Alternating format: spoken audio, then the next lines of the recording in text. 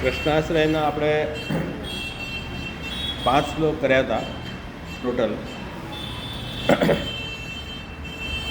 5 શ્લોકની અંદર શ્રી મહાપ્રભુજીએ 5 વસ્તુની વિફલતા બતાવી. એટલે દેશ, કાલ, દ્રવ્ય અને કર્તા, આ ચારેય જે છે ને વિફલ થઈ ગયા. એ સ્થિતિમાં હવે આપણે કોનો આશ્રય કરવો? તો કે કૃષ્ણનો આશ્રય લેવાથી તમારે કોઈ ડરવાની જરૂર નથી. કૃષ્ણનો આશ્રય લેશો તો ભલે બધું વિફલ હોય તો પણ તમને માર્ગ મળી જશે. એવો સુંદર માર્ગ શ્રી મહાપ્રભુજીએ કૃષ્ણ શરણાગતિનો માર્ગ અહીંયા આ બતાવી રહ્યા છે. પહેલા શ્લોકમાં કાલની વિફલતા બતાવી. કાલના કારણે પાખંડ અને અધર્મનો પ્રચાર વધારે છે લોકમાં. એ સ્થિતિમાં પણ કાલના પણ જે ઈશ્વર શ્રી કૃષ્ણ એમને કોઈ શરણે જાય તો કાલ એનો વાળ પણ વાંકો ન કરી શકે. બીજા શ્લોકમાં દેશ મિલેચ્છથી આક્રાંત થયેલું દેશ છે, એના કારણે પાપ કર્મ વધી ગયા છે અને સજ્જન લોકોને પણ વ્યગ્રતા આવી રહી છે કે ધર્મ પાલન થતું નથી. એ સ્થિતિમાં કે મહાપ્રભુજી આગળ કરે છે કે ભલે દેશ અશુદ્ધ થઈ ગયા હોય પણ જે દેશમાં ભગવત સેવા સ્મરણ થતું હોય, જે ભગવાનને શરણે જીવ ગયો હોય, એ દેશ જે છે ને સ્વયંમાં જ ફલભૂત છે. પ્રભુના કારણે દેશ ભલે અશુદ્ધ શુદ્ધ થઈ જાય છે, એવું ઠાકોરજીનું મહાત્મ્ય છે. અને ત્રીજા શ્લોકમાં દ્રવ્યની વિફલતા બતાવી. દ્રવ્ય એટલે તીર્થ. તીર્થનું જલ એ બહુ ઉત્તમ દ્રવ્ય કહેવાય. તો કે તીર્થો પણ જે છે એ હવે ફલ આપવામાં સક્ષમ નથી રહ્યા, કેમ કે એના અધિદેવ જે છે, અધિદેવતા એ તિરોહિત થઈ ગયા છે. તો કે નહીં, અધિદેવતા ભલે તિરોહિત થયા હોય પણ જે ભગવાનના ભક્તો હોય, જે ભગવાનના શરણાગત જીવ હોય, એમને તીર્થનો આશ્રય નથી, એમને ભગવદ આશ્રય છે. તીર્થમાં પણ તીર્થાત્મકતા જેમના કારણે આવે છે એ પ્રભુનો જેને આશ્રય હોય એને તીર્થથી ઉદ્ધાર કરવાનો હતો. એટલે તીર્થ પણ ભગવદ આશ્રિત ભક્તોની ઈચ્છા રાખે છે કે તીર્થો પણ એમ ઈચ્છા રાખે છે મારા ત્યાં ભગવાનના ભક્તો આવે તો મને પણ પાપ બાળવાની શક્તિ પ્રાપ્ત થાય. તો તીર્થની પણ મહિમા પ્રભુના ભક્તોના કારણે છે. એટલે ભલે તીર્થ અશુદ્ધ થયા હોય, આપણે ડરવાની જરૂર નથી. અને પછી ચોથું જે છે કર્તા. કલિયુગના કર્તા કેવા છે કે ભણેલા ગણેલા હોય તો અભિમાન આવી જાય. અભિમાનના કારણે કોઈનું સાંભળે નહીં, પોતે સાચા એમ જ કે હું જ સાચો, બધા ખોટા. આ પ્રકારની ખોટી વૃત્તિ વિકસિત થાય છે. એના કારણે એ લોકો પાપને પણ અનુસરનારા થઈ ગયા અને લાભ પૂજા, પોતાના સ્વાર્થ માટે જ પ્રયત્ન કરવાના થયા. લાભ એટલે ધન પ્રાપ્તિ, પૂજા એટલે લોકમાં યશ વધે, કીર્તિ વધે. આ બે વસ્તુ છે જેના માટે માણસ કન્ટિન્યુઅસ ફસાતો હોય છે. તો એમાં જ આ કરતા પણ ફસાઈ ગયા. તો કહે છે કે ભગવાનના જે ભક્ત છે, ભગવાનના જે દાસ છે, એમને ક્યારેય અહંકાર નથી આવતો, કેમ કે જે પ્રભુને શરણે નથી ગયા ને એને પ્રભુની માયા જે છે તે પોતાના કબજામાં લઈને એને અહંકાર વગેરે કરાવે છે. પણ જે ઠાકોરજીનો દાસ છે એની સામે માયા પણ આવી શકતી નથી. એટલે ભગવત દાસ હોય એને તો ઠાકોરજીની વાણી, શાસ્ત્ર વગેરે એની મેં તો સુવરાયમાન થાય છે. અને એ લોકોને કોઈ ડરવાની જરૂર નથી. આ રીતે અહીંયા 4 શ્લોકની અંદર 4 ધર્મના સાધન વિફલતા બતાવી. 5મા શ્લોકમાં મંત્રની પણ અસાધકતા બતાવી. અલગ અલગ પ્રકારના મંત્રો હોય છે. વેદના મંત્રો, પુરાણના મંત્રો, સ્માર્ટના મંત્રો, અલગ અલગ મંત્રો હોય છે. એ મંત્રને સિદ્ધ કરીએ તો આપણું કાર્ય સિદ્ધ થાય. પણ હવે એ મંત્ર પણ હવે પોતાનું ફલ આપવામાં સક્ષમ નથી, કેમ કે મંત્રના જે વ્રત વગેરે હોવા જોઈએ, એનું જ્ઞાન હોવું જોઈએ, એ પણ લોકોને નથી રહ્યા. તે સ્થિતિમાં એ મંત્રના દેવતા છે એ તિરોહિત થઈ ગયા તો પછી મને ફલ કોણ આપશે? પણ શ્રી મહાપ્રભુજી આપણને અષ્ટાક્ષર મહામંત્ર એવો બતાવ્યો છે કે એ મંત્રનું કોઈ સદા સ્મરણ કરે તો એ મંત્રના કોઈ બીજા બધા મંત્રના તો દેવતા કોઈને કોઈ વિભૂતિ અથવા દેવ છે, અને શ્રી અષ્ટાક્ષર મંત્રના તો સ્વયં શ્રી કૃષ્ણ પૂર્ણ પુરુષોત્તમ પરબ્રહ્મ જ એના ઈષ્ટદેવ છે. એટલે એ મંત્રમાં કોઈ અશુદ્ધતા આવી શકતી નથી. ભગવાનનું જે નામ છે એને શ્રેષ્ઠ મંત્ર બતાવ્યું છે. મંત્રોપ એક તસ્ય નામાની આની, ભગવાનના નામ શ્રેષ્ઠ મંત્ર છે. તો એમાં કોઈ ખાલી ભગવાન નામમાં એવી શક્તિ રહેલી છે. એમ શાસ્ત્રમાં કહ્યું છે કે જીવ આપણે કેટલી બી તાકાત લાવીએ અને ખૂબ પાપ કરીએ ને એટલી શક્તિ નથી જેટલી ભગવાન નામમાં પાપને બાળવાની શક્તિ છે. નામનું એટલું મહત્વ છે. ભગવાન નામ જે છે ને એ દરેક પાપ બાળી નાખે છે. અને એમાં મંત્રમાં જેવા લિમિટેશનો છે એવા લિમિટેશન ભગવાન નામ તમે ક્યાંય પણ લઈ શકો છો. કોઈ પણ દેશ કાલમાં બધી જગ્યાએ ભગવાન નામ લઈ શકો છો. એવું ભગવાન નામનું મહાત્મ્ય છે. એટલા માટે શ્રી મહાપ્રભુજીએ અષ્ટાક્ષર મંત્રનું અહર્નિશ જપ કરવાનું વૈષ્ણવોને કહ્યું છે. તસ્મા સર્વાત્મના નિત્યમ શ્રી કૃષ્ણ શરણમ મમ વદત વિરક્ષોત્તમ સ્થે વિત્યવિમતિ. તો આ રીતે આ 5 શ્લોકોની અંદર 5 વસ્તુની વિફલતા અને સાથે કૃષ્ણાશ્રયની સફળતા એ શ્રી મહાપ્રભુજી બતાવ્યું છે. એટલે આપણને કૃષ્ણનો આશ્રય દ્રઢ રહેવો જોઈએ, બસ એમાં જરા બી ઢીલા નહીં પડતા.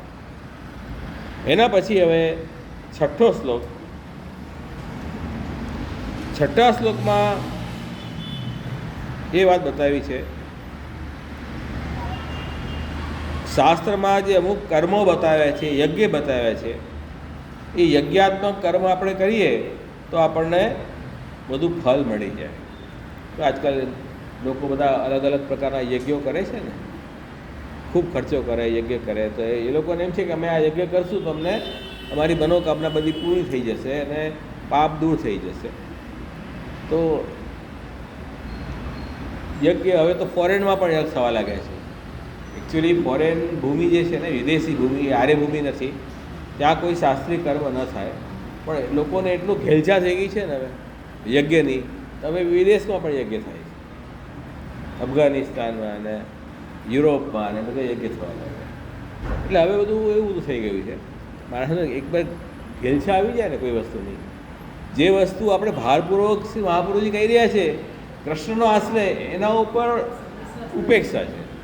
અને જે કહે છે આ ફેલ થઈ ગઈ છે એમાં ખાસ નિષ્ઠા છે. આ કલિયુગની વિશેષતા. ભાઈ તમે કર્મની વાત કરો છો, યજ્ઞ કર્મની. યજ્ઞ કર્મ માટે મહાપુરુષજી શું આગળ કરે છે?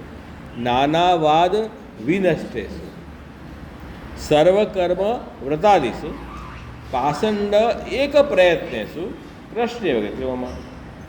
જેટલા બી કર્મ છે, જેટલા બી વ્રત છે એ બધા નષ્ટ થયા. કેમ? નાનાવાદ અવિનષ્ટેશુ. વાદ એટલે મતમતાંતર. એટલા બધા મતમતાંતર ફેલાઈ ગયા ને કલિયુગની અંદર. તો હવે આપણને એ મતમતાંતરના કારણે જે શાસ્ત્રનો જે કર્મ છે એને કર્મની પાછળનો જે મુખ્ય મહત્ત્વપૂર્ણ વસ્તુ છે એ જ ગાયબ થઈ જાય. તો એ કર્મ તમને ફલ આપવામાં કેવી સક્ષમ થશે? એ સ્થિતિ રહી છે. વ્રત અને કર્મ બંને અલગ અલગ મતમતાંતરના કારણે નષ્ટ થઈ ગયા છે. અને એ મતમતાંતર કેમ છે? તો કે પાષંડૈક પ્રયત્ન શું? આ બધા વાદ કરનારાની પ્રવૃત્તિ પાખંડમાં છે. પાખંડ એટલે શાસ્ત્રથી વિરુદ્ધ જે હોય એને પાખંડ કહેવાય. આપણે મોટા ફોર્માલિટી, વિધિ વિધાન બધું કરીએ, પણ શાસ્ત્રથી એ વિપરીત હોય તો પાખંડ જ કહેવાશે ને.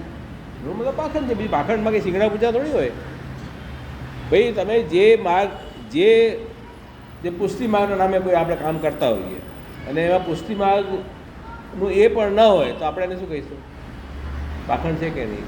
એવી રીતે શાસ્ત્રના કર્મ પ્રમાણે આપણે કોઈ કામ વિધિ વિધાન કર્યા અને એમાં શાસ્ત્રની જ વાત ગાયબ હોય તો એ પાખંડ જ કહેવાય. તો પાખંડ કે પ્રયત્ન છે. એ સ્થિતિમાં હવે કોઈ યજ્ઞ કરવું તમને ફલ આપવામાં સક્ષમ નથી.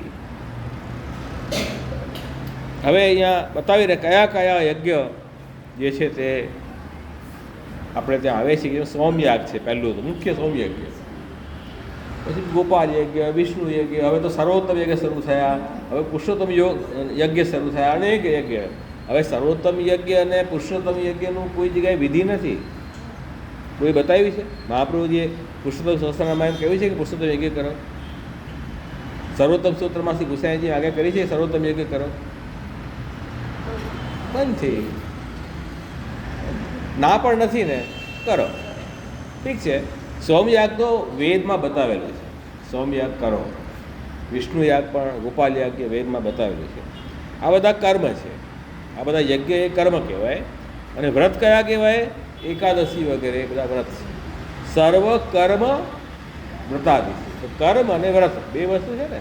તો કર્મમાં આ બધા યજ્ઞ આવશે શાસ્ત્રમાં બતાવેલા, અને વ્રતમાં એકાદશી વગેરે વ્રત આવશે. 4 જયંતીના આપણે વિષ્ણુ સંપ્રદાયમાં 4 જયંતી અને એકાદશી આટલા વ્રત તો કરીએ છીએ ને આપણે. હવે આમાં આ જે કર્મ યજ્ઞ અને વ્રત નષ્ટ થયા શેના કારણે? નાનાવાદ, અનેક પ્રકારના મતાંતરના કારણે. તો કયા વાદો પ્રચલિત થયા કલિયુગમાં? તો પહેલો શંકરાચાર્યજીનો. એમનો મત શું છે? આખું જગત મિથ્યા છે, બરાબર. એટલે આ જગતના અંતર્ગત આપણા શાસ્ત્ર પણ આવી ગયા, એ પણ મિથ્યા. આ જગતના અંતર્ગત ભગવાનના અવતારો થાય, એ પણ મિથ્યા. એટલે આ જગત જે છે તે અજ્ઞાનના કારણે કલ્પનાથી આપણને દેખાઈ રહ્યું છે. એટલે બ્રહ્મ સત્ય અને જગત મિથ્યા, આ શંકરાચાર્યજીનો સિદ્ધાંત, અદ્વૈત સિદ્ધાંત એનો મુખ્ય. તો જગત કેમ આપણને દેખાઈ રહ્યું છે? તો કે માયાના કારણે. બ્રહ્મ ઉપર માયાના આભાસથી આ જગત દેખાય છે, બાકી જગત જેવી વસ્તુ છે નહીં. જેમ અંધારામાં આપણને દોરડાઓમાં સર્પ દેખાય એવી, સર્પ જેવી કોઈ વસ્તુ છે નહીં, પણ અંધારું થયું એટલે આપણને સર્પની ભ્રાંતિ થઈ. એવી રીતે માયાના કારણે આપણને આ જગતની ભ્રાંતિ થઈ. આ શંકરાચાર્યનો મત છે. એટલે વેદ વગેરે, વેદમાં કહેલા યજ્ઞ કર્મ વગેરે એ બધું વ્યવહારિક જ પ્રમાણ છે, બાકી વાસ્તવિક પ્રમાણ નથી, મિથ્યા છે. હવે જો વાસ્તવમાં કંઈ પ્રમાણ જ નથી તો પછી એ યજ્ઞ કર્મમાં તમને નિષ્ઠા નથી, તો યજ્ઞ કર્મ ફલ કેવી રીતે આપશે? જ્યારે શાસ્ત્ર શું કહે છે કે સર્વમ ખલુ ઇદમ બ્રહ્મ, બધું જ બ્રહ્મ સ્વરૂપ છે. શાસ્ત્ર એમ કહે છે આપણને. શાસ્ત્રએ જગતને મિથ્યા નથી બતાવ્યું. સર્વમ ખલુ ઇદમ બ્રહ્મ, બધું જ બ્રહ્માત્મા છે. અને ગીતાની અંદર ભગવાને આ વાત કરી 7મા અધ્યાયમાં બ્રહ્મવાદ પ્રમાણે કે આ જે સૃષ્ટિ છે એ ભગવાન કહે છે કે મારી પરા અપરા પ્રકૃતિથી આખી સૃષ્ટિની રચના થઈ છે. એતદ યોનિની ભૂતાની સર્વાણી ઇતિ ઉપધારય. તો આ સર્વ જગત જે છે એ બે પ્રકૃતિ, પરા પ્રકૃતિ અપરા પ્રકૃતિથી ઉત્પન્ન થઈ છે. પરા પ્રકૃતિ એટલે જીવ પ્રકૃતિ, અને અપરા પ્રકૃતિ એટલે જળ પ્રકૃતિ. જળ અને જીવ, જળ અને ચેતન બે વસ્તુથી સૃષ્ટિ ઉત્પન્ન થઈ છે. અને ભગવાન પોતે કહી રહ્યા છે કે અહમ કૃષ્ણ જગત પ્રભવ પ્રલયસ્થ તથા, હું સંપૂર્ણ જગતનો ઉત્પત્તિ અને પ્રલયનું કારણ છું. મત્ત પરતરમ ન અન્યત કિંચિત અસી ધનંજય મયી સર્વદમ પ્રોતમ સૂત્રે મણિ ગણાયવ. આ આખી સૃષ્ટિ જે છે ને એ મારાથી ભિન્ન કોઈ છે જ નહીં. મત્ત પરતરમ ન અન્યત, મારાથી ભિન્ન કાંઈ છે જ નહીં. હું શ્રેષ્ઠ છું. અને એક્ઝામ્પલ આપ્યો, મયી સર્વદમ પ્રોતમ.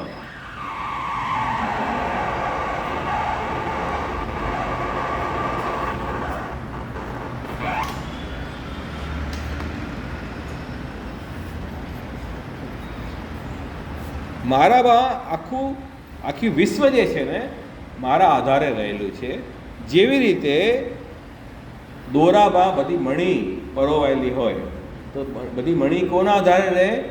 દોરાના આધારે. દોરો હટી જાય એટલે મણી છૂટી થઈ જાય. એવી રીતે આખું વિશ્વની ઉત્પત્તિનું કારણ હું, પ્રલયનું કારણ હું, અને એ વિશ્વ રહેલું બી મારા આધારે છે. અહીંયા તો ભગવાને એવું નથી કીધું કે જગત મિથ્યા છે. ગીતામાં તો ભગવાન નથી કહી રહ્યા. તો કહે છે કે આ રીતે આવા બધા વાદ જે પ્રગટ થયા જેના કારણે ખોટો મત પ્રચલિત થઈ ગયો.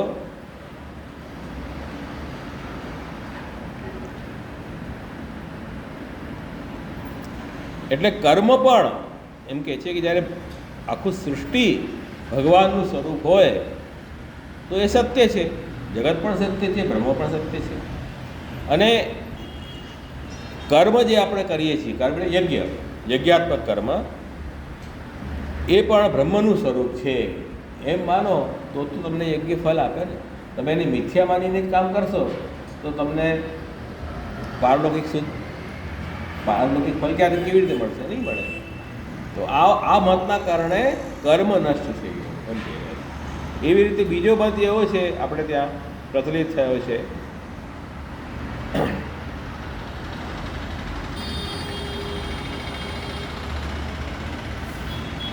જૈમિની ઋષિનો મત છે.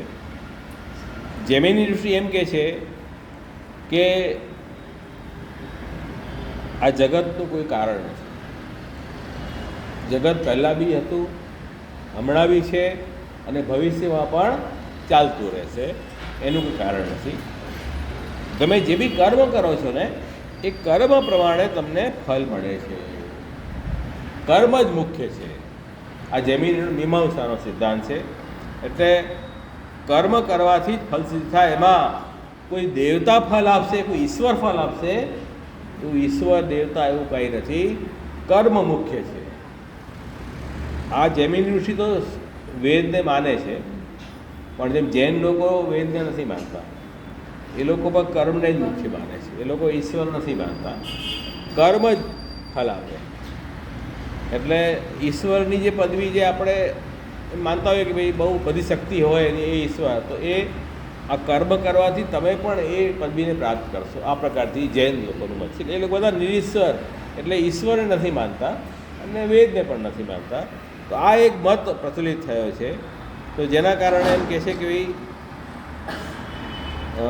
તમે જેવી મંત્ર બોલશો, યજ્ઞ કરશો તો મંત્રના દેવતા જુદા છે, એ મંત્રના દેવતા તમને ફળ આપશે એવું કાંઈ નથી.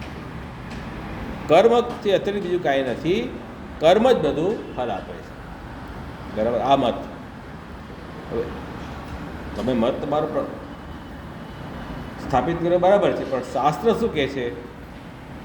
વેદમાં એમ કહ્યું છે કે ભગવાન જ જીવને સારા કર્મ કરાવે છે અને એ ઊંચી ગતિએ જાય છે. ભગવાન જ જીવને ખરાબ કર્મ કરાવે છે, નીચી ગતિએ જાય છે. એટલે સમસ્ત જગતનું ઉત્પત્તિનું કારણ ભગવાન છે, કર્મ છે એમ તો અહીંયા કહ્યું નથી. એટલે એ વાત સમજો કે કોઈ પણ જીવ હોય ભગવાનની શરણાગતિ સ્વીકારે તો એને મોક્ષની પ્રાપ્તિ થાય છે. ભગવાન જ બધા ફલના દાન કરનારા છે, ફલ પણ આપનારા ભગવાન છે. આ શાસ્ત્રના વચન છે. બધાના નિયામક પ્રભુ છે.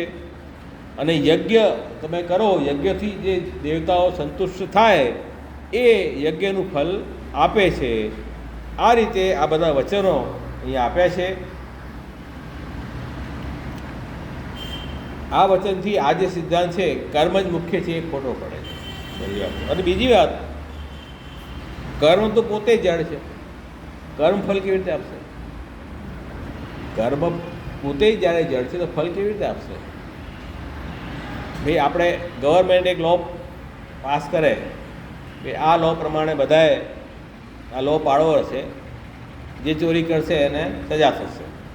લો પાસ થઈ ગયો તો કાયદો તો આવી ગયો, પણ કાયદાનું પાલન કરાવનાર તો કોઈ હોવું જોઈએ ને. ખાલી તમે કાયદો પાસ કરી દો અને પછી કોઈ ચોરી કરે તો એ ચોરી એણે કરી, એ જે કર્મ છે એ ફળ આપવાનું છે એને.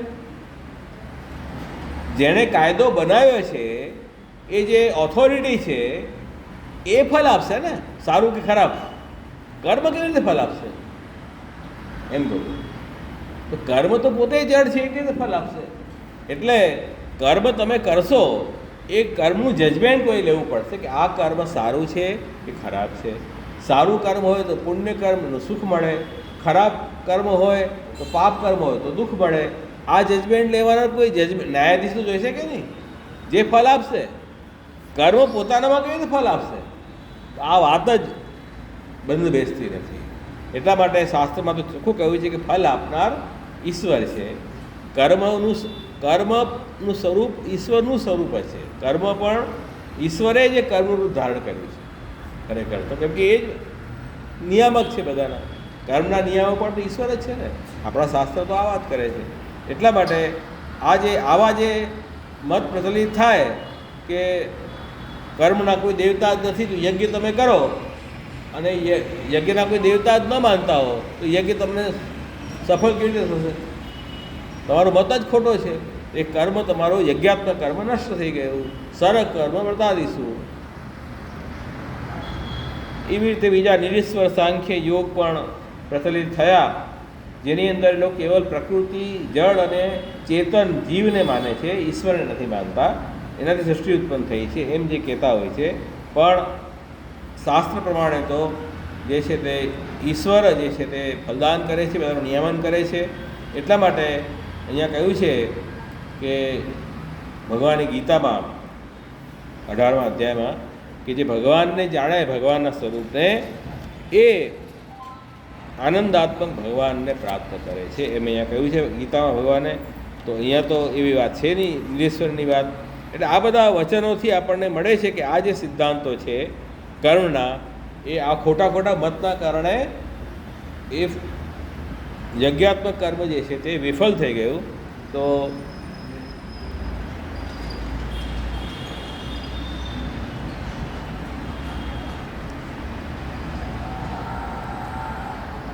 એટલે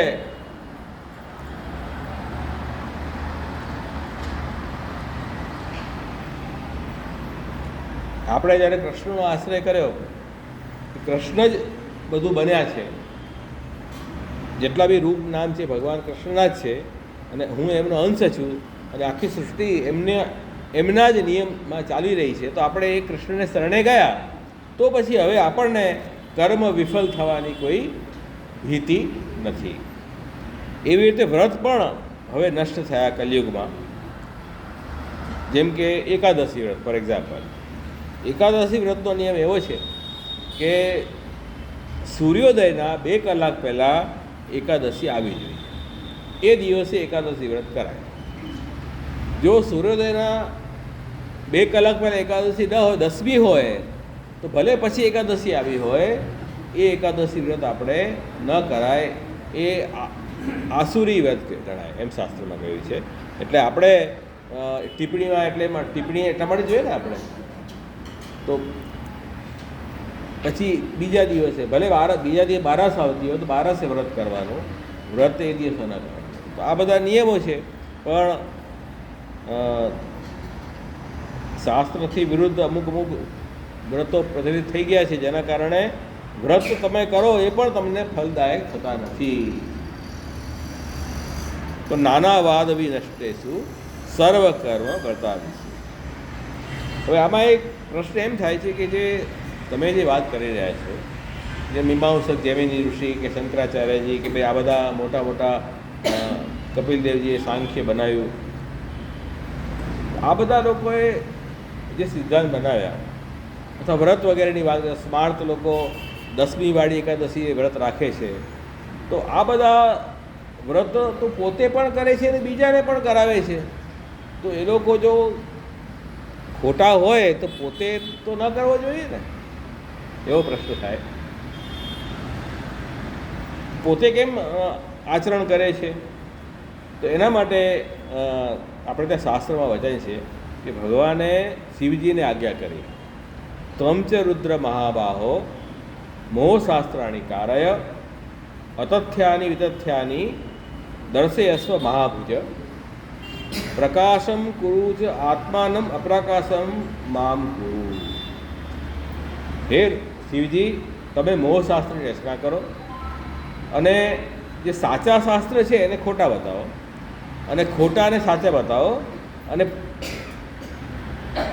મારા સ્વરૂપનું તમે छिपाવી દો, એમ ઠાકુરજીએ શિવજીને આજ્ઞા કરી. કેમ આજ્ઞા કરી હશે? કેમ કે જે આસુરી લોકો છે એને ઠાકોરજીને શરણે લેવાની ઈચ્છા નથી, તો એટલા માટે એ લોકો માટે શિવજી દ્વારા આવા મતાંતર કલયુગમાં પ્રચલિત થયા, જેના કારણે લોકો જે છે આસુરી લોકો એ માર્ગમાં જઈને અને બહિર્મુખ થાય અને ઠાકોરજીને શરણે ન આવે. આવો પદ્મપુરાણમાં આ વચન છે. અને આગળ પણ વરાહ પુરાણમાં પણ છે કે દ્વાપર વગેરે યુગમાં ભગવાન જે છે તે કલા અવતાર મનુષ્ય વગેરેમાં અવતાર ધારણ કરીને અને પછી કલ્પિત શાસ્ત્રો વડે ભગવાનથી વિમુખ રાખવા માટે ભગવાનના સ્વરૂપને છુપાવી દે, જેનાથી આ સૃષ્ટિ બરાબર ચાલે. આ વાત પણ ભગવાન વિષ્ણુએ શિવજીને કહી, તમે એવા અવતાર ધારણ કરો, એવા શાસ્ત્ર રચના કરો જેનાથી આ પ્રવાહી સૃષ્ટિ અલગ થઈ જાય અને અલગ અલગ ચાલતી જ રહે. તો આ ઠાકોરજીની લીલા છે. દેવી આસુરી બે ઉપજાવી પ્રભુબંધ કરી વિચાર. તો દેવી આસુરી બે સૃષ્ટિ છે, જે માયામાં લીન થઈ તે આસુરી સૃષ્ટિ છે અને ભક્તિમાં લીન થયા તે દેવી સૃષ્ટિ છે. તો આ તો ઠાકોરજીની લીલા છે. જો હવે પ્રભુએ આવું કેમ કર્યું એમ આપણે પ્રભુને કોણ પૂછવાવાળા? કે ભગવાનની લીલા છે, ક્રીડા છે. ક્રીડામાં તો બધું થાય. ક્રીડામાં તો ઠાકોરજી પોતે જ બધું બન્યા છે, જીવ પણ પોતે બન્યા છે, જળ પણ પોતે બન્યા છે. તો આસુરી સૃષ્ટિ દેવી સૃષ્ટિ પણ ભગવાન પોતે જ બનેલા છે. એટલે એમને આ ક્વેશ્ચન આપણે ન પૂછી શકાય. ભગવાનની ઈચ્છાથી લીલા ચાલી રહી છે. પણ આપણે જો દેવી સૃષ્ટિ હોઈએ, દેવીજી હોઈએ, તો આપણે આ મતમાં ન જવું જોઈએ. આ મતમાં આપણે બહિર્મુખ ન થવું, એટલી વાત છે. એટલે આ જે મોટા મોટા આચાર્યો હોય ખોટા મત નથી કર્યા ને, એ આચાર્યોનો કંઈ વાંક નથી. કેમ? એમને તો ભગવાનની આજ્ઞા થઈ છે, ભગવાનની આજ્ઞાથી કાર્ય કરી રહ્યા છે, એટલે એમને કોઈ દોષ નથી. ખ્યાલ આવે? એ આપણને એમ પ્રશ્ન આવે ને, આ શંકરાચાર્યજી ને કપિલ દેવજી ને ગૌતમ આચાર્ય ને જૈમિન ઋષિ મોટા મોટા ઋષિઓ છે, એ આવી રીતે ખોટા મત કેમ પ્રચલિત કરે છે? તો કે એમને આજ્ઞા થઈ છે પ્રભુની, અને પ્રભુની આજ્ઞાથી આ મત ચલાવી રહ્યા છે, એટલે એમને કોઈ દોષ નથી. એટલે આ રીતે ભગવદ આજ્ઞા અનુસાર આ બધા મત પ્રચલિત થઈ ગયા કલયુગમાં, જેના કારણે જે કર્મ અને વ્રત પણ નષ્ટ થઈ ગયા છે. એનાથી હવે આ વ્રત અને કર્મના ભરોસે તમે તમારું જીવન જીવશો, તમારો ઉદ્ધાર થવાનો નથી.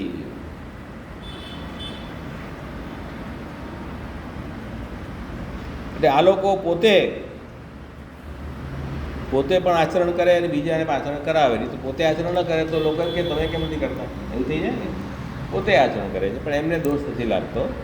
તો આ રીતે અહીંયા કહે છે કે આ હવે કલયુગની અંદર યજ્ઞાત્મક કર્મ વગેરે પણ હવે અસરકારક નથી રહ્યા, એવા વિધિ વિધાન પણ નથી મળતા, બધા વિધિની પૂરી થાય એવી સ્થિતિ પણ નથી, એવી શુદ્ધ દ્રવ્ય પણ નથી જેનાથી આ યજ્ઞ પૂરું થાય. તો અનનેસેસરી એના માટે આપણો ટાઈમ વેસ્ટ કરવો, પૈસા બગાડવા, એનો કશો અર્થ નથી. જેટલી હોવા થઈને મોટા મોટા યજ્ઞો થાય છે ને, અંદરથી બધું કાચું છે, એમાં કંઈ એટલો નિષ્ઠા રાખવાની જરૂર નથી. હા, મહાપ્રભુજીએ કહ્યું છે કે પોતાનો ધર્મનું આચરણ યથાશક્તિ કરો, એ સાચી વાત છે. જે તમે કરી શકતા હોય કરો, પણ એ ધર્મથી તમારો ઉદ્ધાર નહીં થાય. ઉદ્ધાર થશે કૃષ્ણ એવ ગતિ, ભગવાનની શરણાગતિથી ઉદ્ધાર થશે. આ બધા ધર્મોથી ઉદ્ધાર થવાનો નથી. એટલું વાત તો સ્પષ્ટ મનમાં રાખવું પડશે. તો આ રીતે આ 6 શ્લોકની અંદર 6 વાત અહીંયા આવી ગઈ. હવે 7મા શ્લોકથી જે છે ને, તે ધર્મ, અર્થ, કામ અને મોક્ષ ચારે પુરુષાર્થ આપણા પ્રભુ છે, એ વાત હવે અહીંયા આવશે. હવે આપણે ત્યાં સનાતન ધર્મમાં, હિન્દુ ધર્મમાં પણ 4 પુરુષાર્થ મુખ્ય છે. અને ગૃહસ્થ આશ્રમમાં પણ જીવ પ્રવેશ કરે ને, 4 પુરુષાર્થ પૂર્ણ કરવા માટે, એટલે 4 ફેરા થાય છે ને, વરવધુના 4 ફેરા થાય કે નહીં? શેના માટે? ધર્મ, અર્થ, કામ અને મોક્ષ પુરુષાર્થથી પૂર્ણ થાય એટલા માટે થાય છે. તો આ બહુ ઇમ્પોર્ટન્ટ છે. આપણે ત્યાં હિન્દુ ધર્મમાં આ 4 પુરુષાર્થનું બહુ મહત્ત્વ છે. આપણો એકાંગી દૃષ્ટિકોણ નથી, સર્વાંગી દૃષ્ટિકોણ છે. કેમ કે જો ધર્મ અર્થ કામ મોક્ષમાં ધર્મ અને મોક્ષ જે છે ને, અને કામ અને અર્થ અને કામ જે આપણને અવેલેબલ છે ઇમિડિયેટલી, એ અર્થ અને કામ છે. અર્થ એટલે જે સંપત્તિ, શરીર, પૈસો, ઘર, આવા અર્થ છે.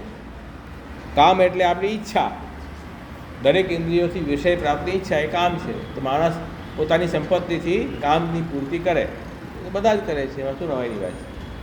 પણ ધર્મ અને મોક્ષ એડિશનલ 2 વસ્તુ છે.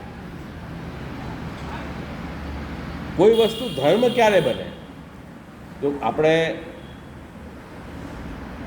કોઈ પણ વ્યક્તિ જન્મે ચેતન માણસ, કાંઈ ને કંઈ કર્મ તો કરશે જ, કર્મ કર્યા વગર નહીં રહેશે. તો કર્મ તો બધા કરે છે. એ કર્મ ધર્મ છે કે નહીં એ કેવી રીતે ખબર પડે? તો કે વેદ વિહિત ધર્મ તદ વિપરી અધર્મ.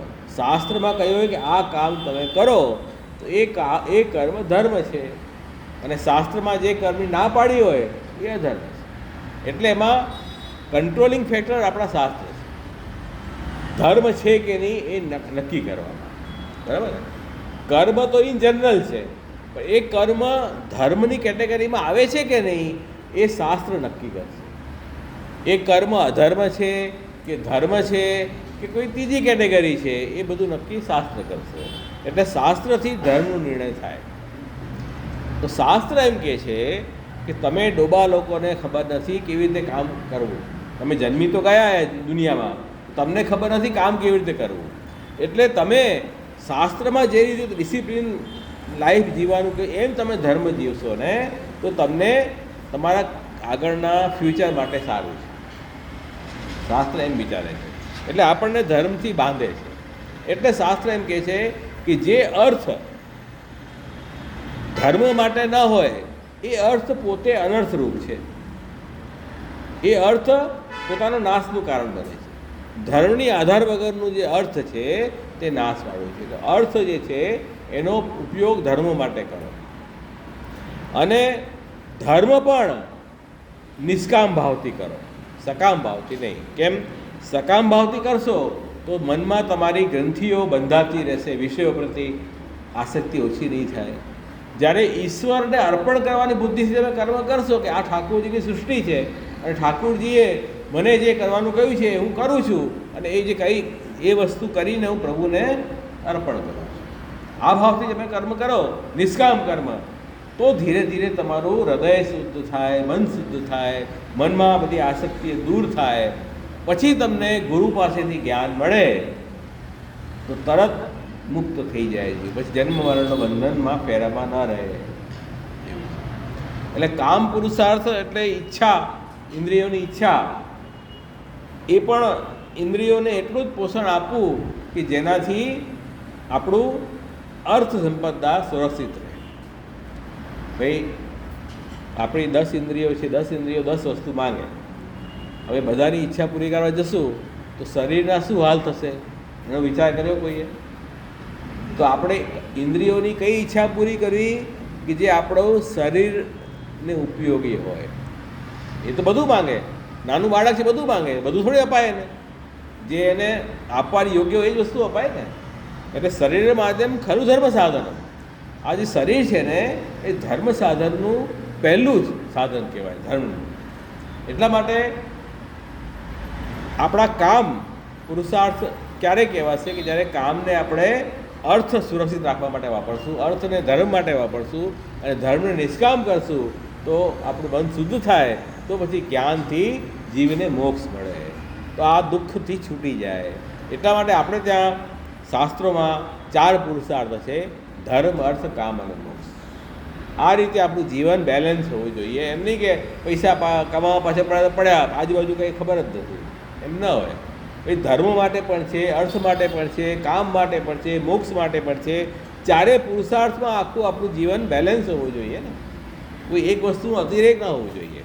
તો આ બહુ મહત્ત્વપૂર્ણ વસ્તુ આપણે ત્યાં બતાવી છે કે ધર્માર્થ મોક્ષાખ્યા. તો બાલબોધ ગ્રંથમાંથી મહાપ્રભુજીએ આ પુરુષાર્થની ચર્ચા કરી છે.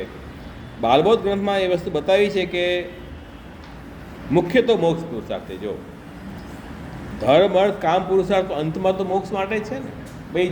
જો જીવ સદા જન્મ મરણના બંધનમાં ફસાવાનો જ હોય તો એવા ધર્મ અર્થ કામ લઈને કરવું શું? મુખ્ય તો મોક્ષ છે. તો બાલબોધમાં મહાપ્રભુજીએ મોક્ષ પુરુષાર્થ આપણને સમજાવે છે. જે વેદમાં નહીં પણ જે સ્મૃતિમાં જે મોક્ષ પુરુષાર્થ સમજાવે છે એમાં ત્યાં બતાવ્યું છે કે મોક્ષ પુરુષાર્થ બે પ્રકારના છે, સ્વત અને પરત. સ્વત એટલે સાંખ્ય યોગની પ્રણાલીથી મોક્ષ મળે એ સ્વત મોક્ષ, અને વિષ્ણુ અને શિવજીની ઉપાસનાથી જે મોક્ષ મળે એ પરત મોક્ષ. એટલે સ્વત મોક્ષમાં બેઝિકલી કોઈ દેવનો આશ્રય નથી લેવાનો હતો, પોતે જ સાંખ્યનું જ્ઞાન પ્રાપ્ત કરીને અને ત્યાગ કરવો. સાંખ્ય શું કે આ જળ જે છે તે અનિત્ય છે, જીવ નિત્ય છે. જળ જીવથી આખી સૃષ્ટિ બની, બરાબર. તો જે ઓલરેડી પેરિશેબલ વસ્તુ હોય એને પકડી રાખશો તો કોઈ ફાયદો નથી ને. આ શરીર તો નાશવાન છે, શરીર જળ છે અને એનાથી રિલેટેડ વસ્તુ બધી જળ છે. તો સાંખ્ય શું કહે છે કે નિત્ય અનિત્ય વસ્તુ વિવેક. નિત્ય શું છે? આત્મા. અને આ શરીર વગેરે બધું અનિત્ય છે, એનો ત્યાગ કરો. એમ કરવાથી ધીરે ધીરે તમે મોક્ષ માર્ગ ઉપર ચડી જશો. આ સાંખ્યનો સિદ્ધાંત. યોગ કે છે કે નહીં, ત્યાગની જરૂર નથી. અષ્ટાંગ યોગ, યમ નિયમ આસન પ્રાણાયામ પ્રત્યાહાર ધારણા ધ્યાન અને સમાધિ, આ 8 યોગથી અષ્ટાંગ યોગથી સમાધિ સુધીમાં તમે પહોંચી શકો છો. આ બંને સાંખ્ય યોગની પ્રણાલી ગીતામાં પણ બતાવી છે અને વેદમાં પણ બતાવી છે, ભાગવતમાં પણ બતાવી છે. પણ મહાપ્રભુજી આપણને એક ધ્યાન કહે છે કે આ તમે સાંખ્ય યોગ કરો એનો વાંધો નથી, પણ નિરીશ્વર સાંખ્ય યોગ કરશો તો નરકગામી થશો. ઈશ્વરને ન માને એવું સાંખ્ય યોગ જે છે એ નરક ફલ આપનારું છે. એક વાત.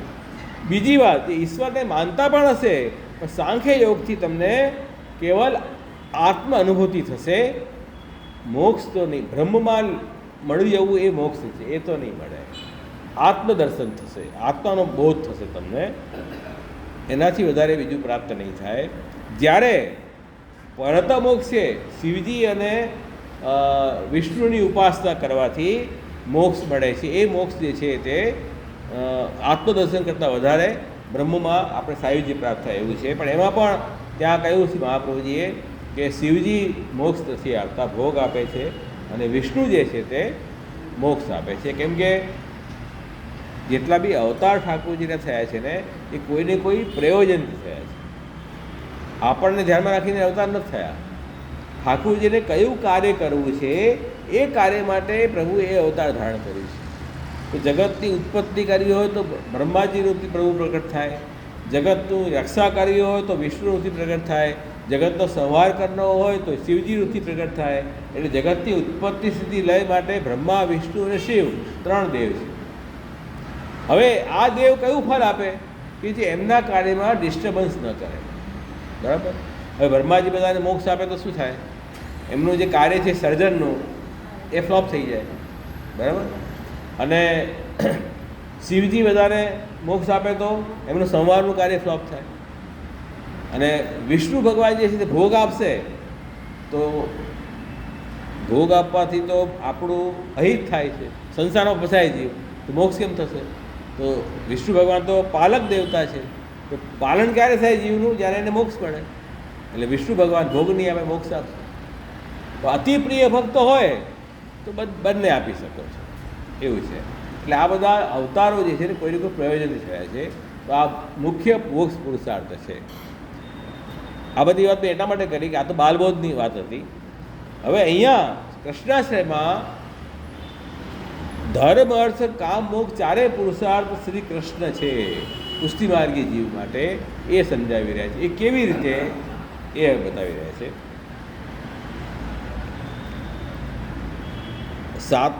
7મો શ્લોક.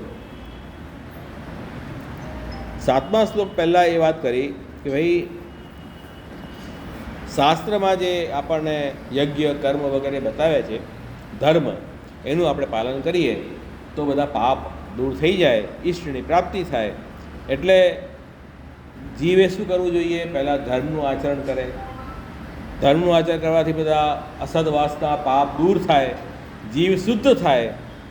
શુદ્ધ થાય પછી તો ઠાકોરજીનું સ્વરૂપ સમજી શકશે ને. ભાઈ તમે પોતે અશુદ્ધ છો, તમારામાં સાચું જ્ઞાન ધારણ કરવાની હજી સામર્થ્ય જ નથી, તો પ્રભુનું જ્ઞાન ધારણ કેવી રીતે કરશો? તો મોક્ષ કેવી રીતે મળશે? તો પહેલાં ધર્મ કરો, નિષ્કામ કર્મ કરો, પછી તમને ચિત્ત શુદ્ધ થશે, પછી તમે ઠાકોરજીનું સ્વરૂપનું જ્ઞાન થશે, પછી ભગવાનનો આશ્રય લો. હમણાંથી ક્યાં આશ્રય લેવા દોડ્યા? એમ કહે છે હમણાંથી આશ્રયની જરૂર નથી, પહેલાં ધર્મનું આચરણ કરો, પછી આશ્રયની વાત આવશે. એ વાત અહીંયા કરી. તો એના માટે કહે છે કે નહીં, કેમ કે ભગવાન તો નિર્દોષ છે. મોટા મોટા યોગીઓ પણ ભગવાનનું ધ્યાન નથી કરી શકતા, તો આપણે સદોષ જીવ એ પ્રભુનું ધ્યાન આશ્રય કેવી રીતે કરી શકશું? આપણે દોષવાળા છીએ. આ એક અહીંયા પ્રશ્ન ઊભો થયો. તો એનો આન્સર એવી રીતે આપ્યો છે કે અયમ આત્મા ન પ્રવચન લભ્ય ન મેધ્યાના બહુના શ્રુતિને યમે વિષ્ણુ તેને લભ્ય. આ જે પરમાત્મા છે એ કોઈ સાધનથી પ્રાપ્ત થતા નથી. ભગવાન જેનું સ્વીકાર પોતાના માટે કરે છે કે આ જીવ મને પ્રાપ્ત કરશે, એ જીવ જ ભગવાનને પ્રાપ્ત કરી શકે છે. આ વાત ઉપનિષદમાં કહી છે. આ વાત ક્યાં કહી છે? ઉપનિષદમાં. કોઈ સાધનથી નહીં. એટલે શાસ્ત્રમાં જે આત્મકલ્યાણના ઉપાયો બતાવ્યા છે એ બધા સાધન કહેવાય. એ સાધનથી પ્રભુ પ્રાપ્ત નથી. પ્રભુ તો સર્વસ્વતંત્ર છે, કોઈ સાધનથી બંધાયેલ છે નહીં. અને બીજું ભાગવતમાં પણ એમ કહ્યું છે કે ભગવાનના સ્વરૂપનું જ્ઞાન તપ કરવાથી કે વૈદિક કર્મ કરવાથી કે અન્નનું દાન કરવાથી, પરોપકાર કરવાથી કે વેદનો અભ્યાસ કરવાથી કે દેવતાની ઉપાસના કરવાથી પ્રાપ્ત થતું નથી. પણ જે ભગવાનના ભક્તો છે એમના ચરણની રજ મસ્તક પર ધારણ કરવાથી, એમની સેવા કરવાથી જ પ્રભુ પ્રાપ્ત થઈ જાય છે. લો, અહીંયા તો અલગ વાત આવી ગઈ ને. હમણાં આ વાત શું ચાલતી હતી કે તમે ધર્મ કરો, ધર્મથી શુદ્ધ થાઓ, પછી જે શુદ્ધ બ્રહ્મને પ્રાપ્ત કરી શકશો. કૃષ્ણ આશ્રય કરવાનો કોઈ ફાયદો નથી. એ તમારું મંતવ્ય હશે એવો, પણ શાસ્ત્ર શું કહે છે કે ભગવાનને પ્રાપ્ત કરવા માટે કોઈ સાધનની જરૂર નથી. ભગવાન જેનું વર્ણન કરે, જેના પર કૃપા હોય ઠાકોરજી, એ ભગવાનને પ્રાપ્ત કરે છે. અને ભગવાનના જે ભક્તો છે એમની સેવા માત્રથી જ પ્રભુ પ્રસન્ન થઈ જાય છે. એટલે તમે જે મોટી મોટી વાતો કરો છો યજ્ઞ કરવાની, ધર્મ કરવાની, એવું શાસ્ત્રમાં તો ક્યાંય છે નહીં. એટલે ભગવાન તો સ્પષ્ટ અર્જુનને કહે છે કે ભગવાનની અનન્ય ભક્તિથી ઠાકોરજીના સંપૂર્ણ સ્વરૂપનું જ્ઞાન થઈ જાય છે અને ભક્તિથી ભગવાનમાં પ્રવેશ પણ કરે છે. એટલે આવા બધા વચનોથી એમ સ્પષ્ટ સમજાય છે કે જે ભગવાનનો અનુગ્રહ હોય જે જીવ ઉપર, ભગવાનના ભક્તોનો અનુગ્રહ કૃપા જે જીવ પર હોય, એ ભલે સદોષ હોય, દોષવાળો જીવ પણ કેમ ન હોય, તો પણ ભગવત સ્વરૂપને પ્રાપ્ત કરી શકે છે. ઠાકોરજીને આ લિમિટેશન નથી કે આ દોષવાળો છે તો હું આને કેમ અડકું. આપણને કદાચ અરે આ ખરાબ માણસ, આપણે એમ કહીશું. પ્રભુ માટે તો બધા જીવ ભગવાનના સંતાન છે, બધા ભગવાનના અંશ છે, એમને કોઈ ભેદભાવ નથી. એને તો જે જીવ પ્રભુને શરણે જશે ઠાકોરજીને સહજ સ્વીકારશે. એમ નહીં કે ઠાકોરજી તું તો દોષવાળો છે, હું તને નહીં સ્વીકારું. જે યથામાં પ્રપદ્યંતી તામ તથી ભજામ્યહમ. જે તમે જે ભાવથી પ્રભુને શરણે જાઓ છો તો ઠાકોરજી તમને અવશ્ય સ્વીકારશે. ઠાકોરજી શરણાગત જીવને ક્યારે પણ ના નથી પાડતા. એટલે આ વાત તમે કહી રહ્યા છો એવું છે નહીં. ભગવાનનું મહાત્મ્ય તો એવું છે કે ગમે તેવા પાપી જીવનો પણ ઠાકોરજીએ તો ઉદ્ધાર કર્યો છે. પશુ યોનિમાં ગજેન્દ્ર જેવાને પણ ઠાકોરજી ઉદ્ધાર કર્યો છે. તો ઠાકોરજીનું મહાત્મ્ય તો ઘણું બતાવ્યું છે. એટલા માટે અમે એમ કહી રહ્યા છીએ કે ભલે દોષવાળો જીવ હોય તો દોષ દૂર કરવા માટે કોઈ ધર્મ આચરણ કરવાની પ્રાયશ્ચિતની જરૂર નથી. એણે તો કેવલ મહાપ્રભુજી દ્વારા ઠાકોરજીને શરણે જવાની જરૂર છે. શ્રી કૃષ્ણ શરણમ એટલું જ પર્યાપ્ત છે. એટલે ભગવદીઓના ધર્મ પુરુષાર્થ પણ ભગવાન પોતે જ છે, અલગથી ધર્મ કરવાની જરૂર નથી. એ વાત સમજાવવા માટે મહાપ્રભુજીએ 7મો શ્લોક કર્યો છે. અજા મિલાદી દોષાણામ નાશક અનુભવે સ્થિત જ્ઞાપિત અખિલ મહાત્મ્ય કૃષ્ણ એવ ગતિર્મમ. ભાઈ અજામિલ જેવાના જે દોષ છે એનો પણ નાશ કરનારા ભગવાન છે. એ અનુભવે સ્થિત, ભક્તોના અનુભવમાં એ વાત રહેલી છે, ગપ્પા નથી ટાળાપોળના. ભક્તોએ એ વસ્તુનો અનુભવ કર્યો છે. અને જ્ઞાપિત અખિલ મહાત્મ્ય, ઠાકુરજીએ પોતાનું સમગ્ર મહાત્મ્ય સ્થાપિત કર્યું છે. આવા દોષવાળા જીવોનો પણ ઉદ્ધાર કરીને પ્રભુએ પોતાની મોટાઈ સિદ્ધ કરી છે. અને ભક્તોના અનુભવમાં પણ આ વાત આવી છે. એટલા માટે અમે તમારી વાત નહીં માનીએ, અમે ઠાકોરજીની વાત માનશું. કૃષ્ણ એવ ગતિમાં, કૃષ્ણ જે મારી ગતિ છે એમ કહી રહ્યા છે. એટલે અજામિલ આદિમાં કોણ આવે? ગજેન્દ્ર છે, અહલ્યા છે, આ બધા આદિમાં લેશે. ગજેન્દ્ર તો હાથીઓની હતી, હાથીઓનીમાં તો મોક્ષ મળે નહીં કોઈ દિવસ શાસ્ત્ર પ્રમાણે. તો પણ ઠાકુરજીને નિષ્કપટ ભાવથી યાદ કર્યા ગજેન્દ્રએ, તો ઠાકુરજી એને મુક્તિ આપી દીધી. આપી કે નહીં? અહલ્યા તો પથ્થર બની ગઈ હતી ઋષિના શ્રાપથી, ઠાકોરજીના ચરણાવિંદના સ્પર્શથી એ પાછી સ્ત્રી બની ગઈ. તો જો પ્રભુ કેવા દયાળુ છે. અજામિલ તો બહુ પતિત બ્રાહ્મણ હતો, અને પતિત બ્રાહ્મણના કારણે એને ઘણા પાપ કર્યા હતા. એ પાપમાંથી પણ ઠાકુરજી એને ભગવદ નામ એના મોઢામાંથી ઉચ્ચારણ કરાવીને અને પાપથી છોડાવ્યો છે અજામિલને. આ બધી વાતો ભક્તોના અનુભવમાં આવેલી છે કે અજામિલને તો કોઈ સાક્ષાત પ્રભુના નિમિત્તથી નામ નહોતું લીધું, પણ પોતાના પુત્ર નિમિત્તથી નામ લીધું હતું. છતાં પણ ઠાકોરજીએ એને છોડાવ્યો. તો જે જીવ સાક્ષાત ભગવાનનું નામ લેશે એ તો પ્લસ પોઈન્ટ છે ને, એ તો પ્લસ પોઈન્ટ છે. કેટલી મોટી વાત છે. તો એ જ કહે ઠાકોરજીએ પોતાનું નામનું મહાત્મ્ય અહીંયા સ્થાપિત કર્યું. જ્ઞાપિત અખિલ મહાત્મ્ય, આ બધા ઉદાહરણોમાં ઠાકોરજીએ પોતાનું મોટાઈ સિદ્ધ કરી છે કે જે મારા શરણે જે જીવ આવે છે, જે મારું નામ લે છે, એને ડરવાની બિલકુલ જરૂર નથી. એનું બધી રીતે હું ઉદ્ધાર કરીશ, એના દોષ નાશ કરીશ, પાપ એના અવશ્ય દૂર થશે. એટલે ભગવદીઓએ કોઈ દોષ પણ આવી જાય એના માટે કેવળ સરળ ભાવના કરવી, બીજા કોઈ પ્રાયશ્ચિત આદિ વગેરેમાં આસ્થા રાખવાની જરૂર નથી. પ્રાયશ્ચિત કરો, પણ પ્રાયશ્ચિત કરવાથી ઉદ્ધાર થાય એવો ભાવ ન રાખવો, પણ ભગવાનની શરણાગતિથી જ મારો ઉદ્ધાર થશે એ પ્રકારથી આપણે ભાવ રાખવો. એટલે અજામિલનો પણ આ ઉદ્ધાર આપે પોતાના નામ દ્વારા કર્યો છે. આ બધી વાત અહીંયા આપણા પુરાણોમાં, શાસ્ત્રોમાં બહુ પ્રસિદ્ધ છે. અને આ તો 6ઠ્ઠા સ્કંદમાં જ કથા આવે છે અજામિલની. તો 6ઠ્ઠો સ્કંદ પોતે પુષ્ટિ સ્કંદ છે. એટલે પોષણ તો અનુગ્રહ, જેના પર ભગવાનનો અનુગ્રહ હોય તો ભલે પાપી છે તો ઉદ્ધાર થઈ ગયો ને. તો અનુગ્રહ મુખ્ય છે. પણ અનુગ્રહ જે છે ને એના પ્રગટ થવાના કોઈ તરીકા હોય. કૃપા પ્રગટ કેમ થાય? તો કે ત્યાં બતાવ્યું છે ભાગવતમાં નામ, ધ્યાન અને અર્ચન, 3 વસ્તુ. ભાગવત 6ઠ્ઠા સ્કંદમાં 3 પ્રકરણ છે. પહેલું નામ પ્રકરણ છે, જે અજામિલ ઉપાખ્યાન આવી છે. પછી ધ્યાન પ્રકરણમાં ઇન્દ્રનું પ્રકરણ છે, વૃત્રાસુરનું. અને પછી અર્ચનનું પ્રકરણ છે, એનું મરુદગણનું પ્રકરણ છે. 3 પ્રકરણ આવે છે. તો એ કૃપાને પ્રગટ થવાનો કોઈ નિમિત્ત તો જોઈશે કે નહીં? કેવી રીતે પ્રગટ થાય? તો કે આ ભગવત નામ લો તો નામમાં કૃપા પ્રગટ થઈ જાય. યા ઠાકોરજીનું ધ્યાન કરો તો ધ્યાનમાં કૃપા પ્રગટ થાય. યા તમે ઠાકોરજીનું સેવા પૂજા કરો, એમાં પ્રભુનું કૃપા પ્રગટ થાય. કૃપા પ્રગટ થવા માટે રસ્તો તો ખોલવો પડશે કે નહીં ખોલવો પડશે? હવે તમે આ 3 વસ્તુ ન કરતા હો તો કૃપાને પ્રગટ બી થવું હોય તો કેવી રીતે થાય? સન્મુખતા તો લાવવી પડશે ને. પ્રભુની કૃપા પ્રાપ્ત કરવી હોય તો પ્રભુની સન્મુખ તો આપણે જવું પડશે કે નહીં? આપણે દરવાજા બંધ કરીને બેસી જઈએ અંધારા રૂમમાં, પછી કે સૂર્યનો કિરણ મળતા જ નથી, એમ તો કેવી રીતે મળશે? સન્મુખ તો થવું પડશે ને તમારે. તો આ સન્મુખ થવાના 3 પ્રકારો છે, નામ, ધ્યાન અને અર્ચન. તો 3માંથી એક બી પ્રકારથી પ્રભુને તમે જોડાશો તો ભગવત કૃપા તમને પ્રાપ્ત થશે. એટલે હવે કૃપા પ્રાપ્ત, જો તમે જોડાયા છો એકવાર તો કૃપા પ્રાપ્ત થવાના રસ્તા ખુલી ગયા. હવે ક્યારે કૃપા પ્રાપ્ત થશે એ ખબર નથી, પણ તમારે રસ્તો તો ખુલ્લો રાખવો પડશે ને. એટલે ખેતર ખેડી દીધું, પછી વરસાદની રાહ જોવાની રહી કે નહીં? વરસાદ આવે પછી ખેતર ખેડવા જશું તો બહુ લેટ થઈ જશે. પહેલાંથી આપણે તૈયારી તો પહેલાંથી કરવી પડે. તો વરસાદ આવે ત્યારે ઓટોમેટિક પાક થઈ જાય. સીધી વાત છે ને.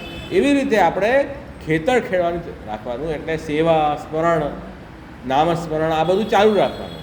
એટલે આપણું કર્તવ્ય આપણું ચાલુ છે. જે દિવસે કૃપા થઈ તે દિવસે મેળાપ થઈ ગયા. એટલે આપણે એવી રાહ જોઈએ કે કૃપા થાય પછી હું સેવા કરવા બેસું, કૃપા થાય પછી હું સ્મરણ કરવા બેસું તો બહુ લેટ થઈ જશે. કૃપા થઈને જતી બી રહેશે એટલે આપણને ખબર જ નહીં પડે કે આપણે તો ઊંધા હતા, સીધા હતા જ નહીં આપણે. એવું થઈ જાય.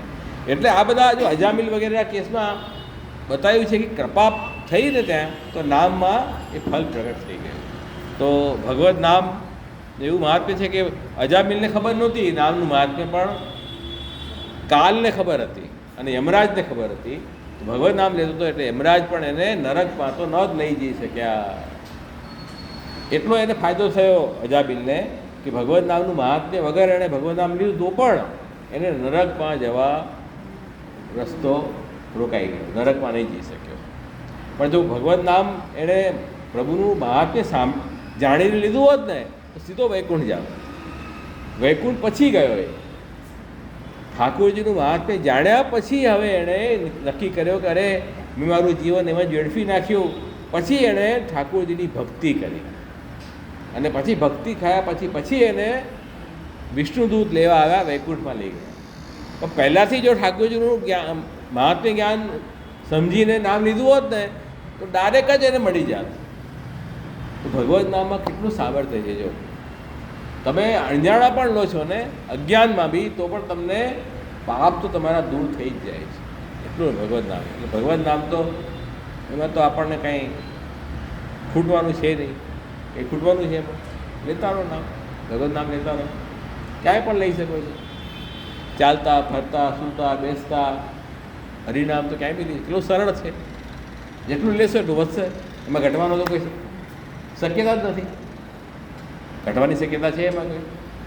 કોઈ ચોરી કરી જશે કે કોઈ લઈ જશે, ઘટશે બી નહીં. જેટલું લેશો વધતું જ જશે. એટલું ભગવદ નામનું મહાત્મ્ય આપણને અહીંયા બતાવ્યું છે. એટલા માટે આપણા માટે ધર્મ આપણું એ છે કે ઠાકોરજીનું નામસ્મરણ કરતા રહો, પ્રભુનો આશ્રય. એનાથી મોટો કોઈ ધર્મ આપણા માટે નથી. એ અહીંયા સ્પષ્ટ બતાવ્યું છે. તો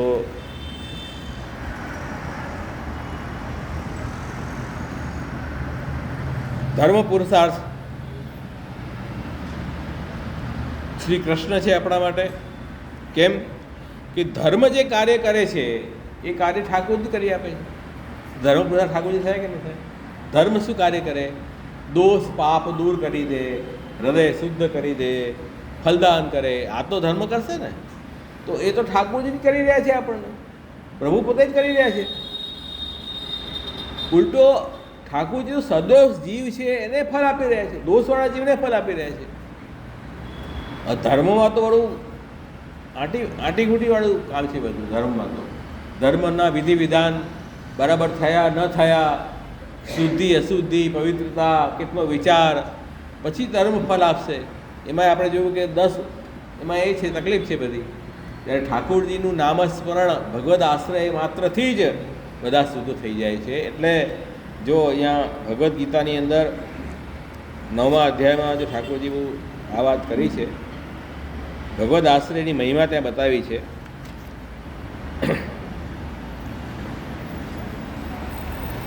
અપિચે સુદ્વરાચારો ભજતે એમાં અનન્ય ભાગ સાધુ રેવસ મંતવ્ય સમ્યક ભવિષ્યતો ઈશ.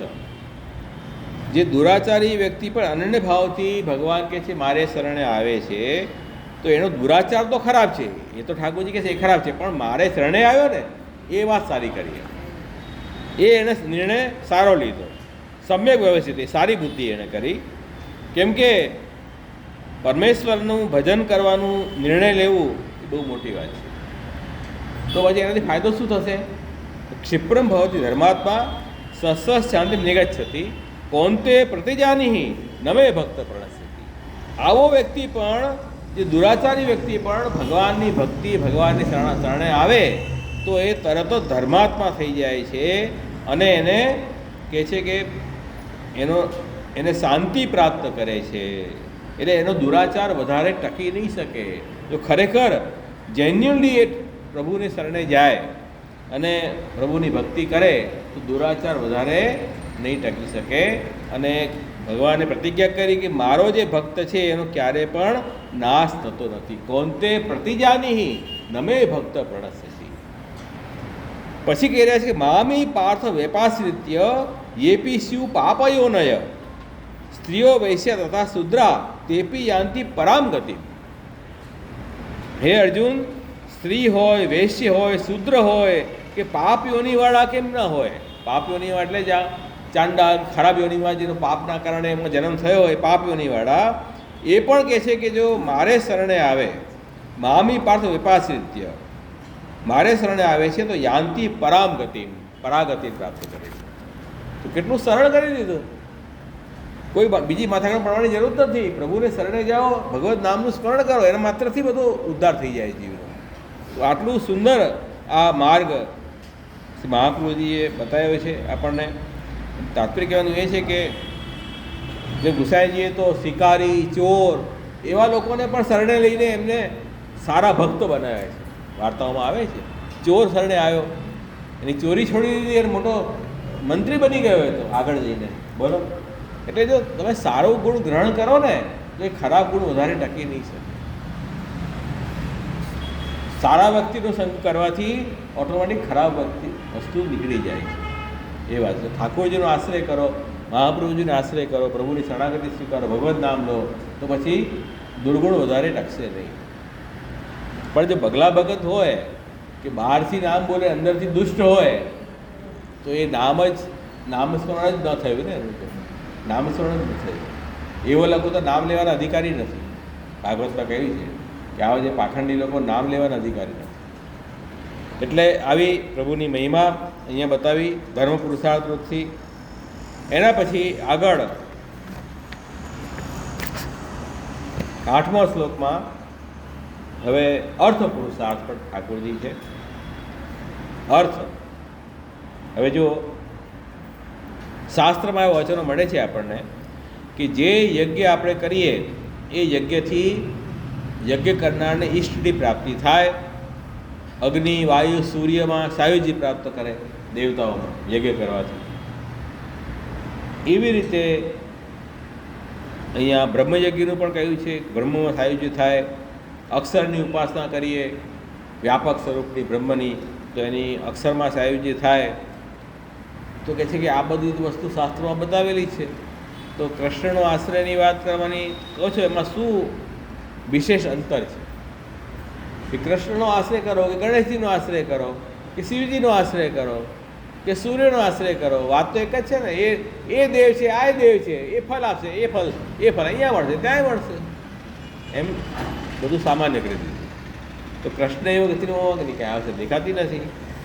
તો એ વાતને સમજાવવા માટે મહાપ્રભુજી હવે 8મો શ્લોક આગળ કરી રહ્યા છે. ભાઈ તમે સમજો, તમે કૃષ્ણના સ્વરૂપને સમજ્યા નથી. કેમ કે પ્રાકૃતા સકલા દેવા ગણિતા નંદકમ બૃહદ પૂર્ણાનંદો હરિ તસ્માત કૃષ્ણ વિક્રમો. જેટલા બી દેવતાઓ તમે કહી રહ્યા છો ને કે આ દેવનું ઉપાસના કરશો તો એ દેવ તમને સાયુજી આપશે, એ બધા પ્રાકૃતા સકલા દેવા, એ બધા પ્રાકૃત દેવતાઓ છે. અને અક્ષરની ઉપાસનાની તમે વાત કરી કે વ્યાપક બ્રહ્મની ઉપાસના કરવાથી બ્રહ્મમાં લીન થઈ જાય, મોક્ષ મળી જાય, તો કે એ પણ ગણિતાનંદક, એ અક્ષર પણ ગણિતાનંદક છે. અને કૃષ્ણ કોણ છે? પૂર્ણાનંદ હરિ. કૃષ્ણ હરિ છે, દુઃખ દૂર કરનાર અને પૂર્ણાનંદ સ્વરૂપ છે. એટલા માટે કૃષ્ણનો જ આશ્રય લેવો જોઈએ. હવે જુઓ,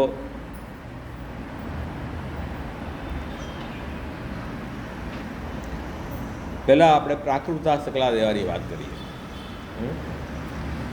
પ્રાકૃત, પ્રકૃતિથી બનેલા હોય એ પ્રાકૃત કહેવાય. બરાબર?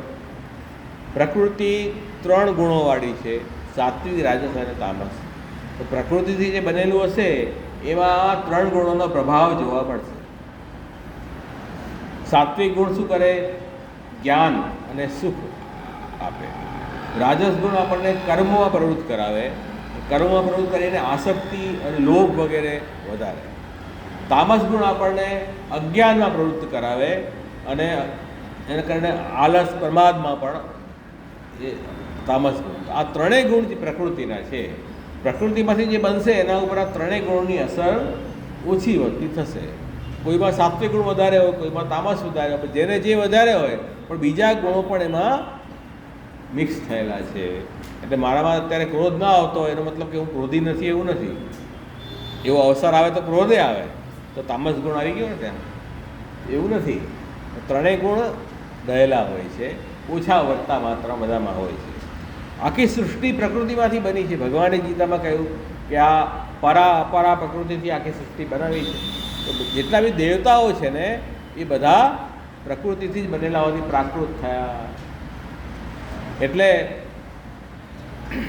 પ્રકૃતિમાંથી મહત્તત્વ, મહત્તત્વમાંથી અહંકાર, અહંકાર 3 પ્રકારના, તામસ, રાજસ, સાત્વિક, સાત્વિક અહંકારમાંથી બધા દેવતાઓ ઉત્પન્ન થયા છે. એનો આવ્યું તો અંતે તો પ્રાકૃત થયા ને.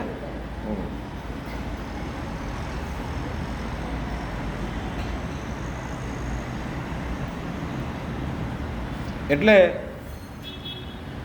આ દેવતાઓ જો પ્રાકૃત થયા તો આ દેવતાઓ જે બી કંઈ ફલ આપશે એને આપણને એ પ્રકૃતિથી બંધાયેલું જ ફલ આપશે. પ્રકૃતિથી અતીત કોઈ ફલ નહીં આપી શકે. આ જેટલા બી દેવતાઓ છે ને એ પ્રાકૃત ફલ આપશે, કે પોતે પ્રાકૃત છે તો ફલ પણ પ્રાકૃત હોય છે. મુચકુંદ રાજાની કથા તમે યાદ કરો, ભાગવતમાં આવે છે કે એમાં મુચકુંદ રાજાએ દેવતાઓને અસુરો સામે લડાઈમાં સહાય કરી. દેવતાઓ જીત્યા. ઘણા વર્ષો સુધી લડાઈ ચાલી તો બહુ થાકી ગયા મુચકુંદ રાજા. પછી દેવતાઓ ખુશ થયા કે ભાઈ આપે અમને ઘણી મદદ કરી અમારી, આપને જે માંગવું હોય માંગી લો. મુચકુંદ રાજાએ કીધું કે મને મુક્તિ જોઈએ છે, મોક્ષ. દેવતાઓએ કીધું અમે પોતે જ બંધાયેલા છીએ, તમને ક્યાંથી મોક્ષ આપીએ? દેવતા પોતે જ બંધાયેલા છે, મોક્ષ તો ના આપી શકે. એના સિવાય જે માંગવું હોય માંગો, એ તો ભગવાન વિષ્ણુ આપી શકે મોક્ષ. તો કે તો એ ન આપી શકો તો તમે શું આપી શકો? બીજું કાંઈ માંગી લો. તો કે મને એવી નિદ્રા આપો કે મને કોઈ ડિસ્ટર્બ ન કરે. એટલે નિદ્રા માંગી એમ. એટલે ગુફામાં જઈને સૂઈ ગયા મુક્તિ. એ પછી આગળ કથા આવે છે. પણ તાત્પર્ય કહેવાનું એ છે કે આ દેવતાઓ જે છે ને એ નિત્ય ફળનું દાન નથી કરી શકતા. આજે ગણેશજી છે, દેવી માતા છે, આ બધા જેટલા બી છે ને દેવી દેવતાઓ એ પ્રાકૃત ફળ તમને આપે, નિત્ય ફળ ના આપી શકે, મોક્ષ વગેરે ન આપી શકે, કેમ કે એમના ડિપાર્ટમેન્ટમાં જ એ વસ્તુ નથી આવતી. સમજ્યા? એટલે અહીંયા ભગવાને ગીતામાં પણ જો અહીંયા આજ્ઞા કરી છે. ઘણીવાર આપણને થાય કે ભાઈ ઠાકોરજીના ભક્ત ઓછા છે અને બીજા દેવતાઓના ભક્ત વધારે છે, એનું કારણ શું હશે? તો કારણ એ છે કે ભાઈ બીજા દેવતા જે છે સાંસારિક વસ્તુ તરત આપી દે એટલે લોકો ત્યાં દોડે છે, એટલે ભગવાન સાંસારિક વસ્તુ આપતા નથી. ભગવાનના ભક્તો ઓછા છે. લક્ષ્મી એટલે રૂકમણીજી અને ભગવાનનો થોડો મસ્કરી થઈ ડાયલોગ. એટલે ભગવાનની રૂકમણીજીને કીધું કે તમે મને ખોટા મારા લગ્ન કર્યા મારી સાથે, તને પસ્તાવો થતો નથી? કેમ કે હું તો મારા તો ભક્તો ઓછા છે, તમારા ભક્તો કેટલા બધા રહે છે, મારી પાસે તો કંઈ એવી યોગ્યતા પણ નથી જોઈએ એવી. કેટલા મોટા મોટા રાજાઓ તમારી પાછળ પડ્યા હતા લગ્ન કરવા માટે, મને શું જોઈને તમે લગ્ન કર્યો? હું તો ગોપાલન કરવાવાળો ગોવાળ્યો છું, મને સામે લગ્ન કર્યા. એમ ઠાકોરજી કાઉન્ટર આર્ગ્યુમેન્ટ કરી રહ્યા છે. તો પછી રૂકમણીજીએ કીધું કે ભાઈ અમારા ભક્તો છે ને બધા મોહમાં અજ્ઞાનમાં ભ્રમિત થયેલા છે, એટલા માટે અમારી પાછળ પડ્યા છે. વાસ્તવમાં તો ઠાકોરજીનું જેને જ્ઞાન હોય ઠાકોરજીની જ ભક્તિ કરે. એ લોકોને સાંસારિક મોહ પડેલા છે, એ લોકોને ખબર નથી કે એનું હિત શેમાં છે. એ વાત તો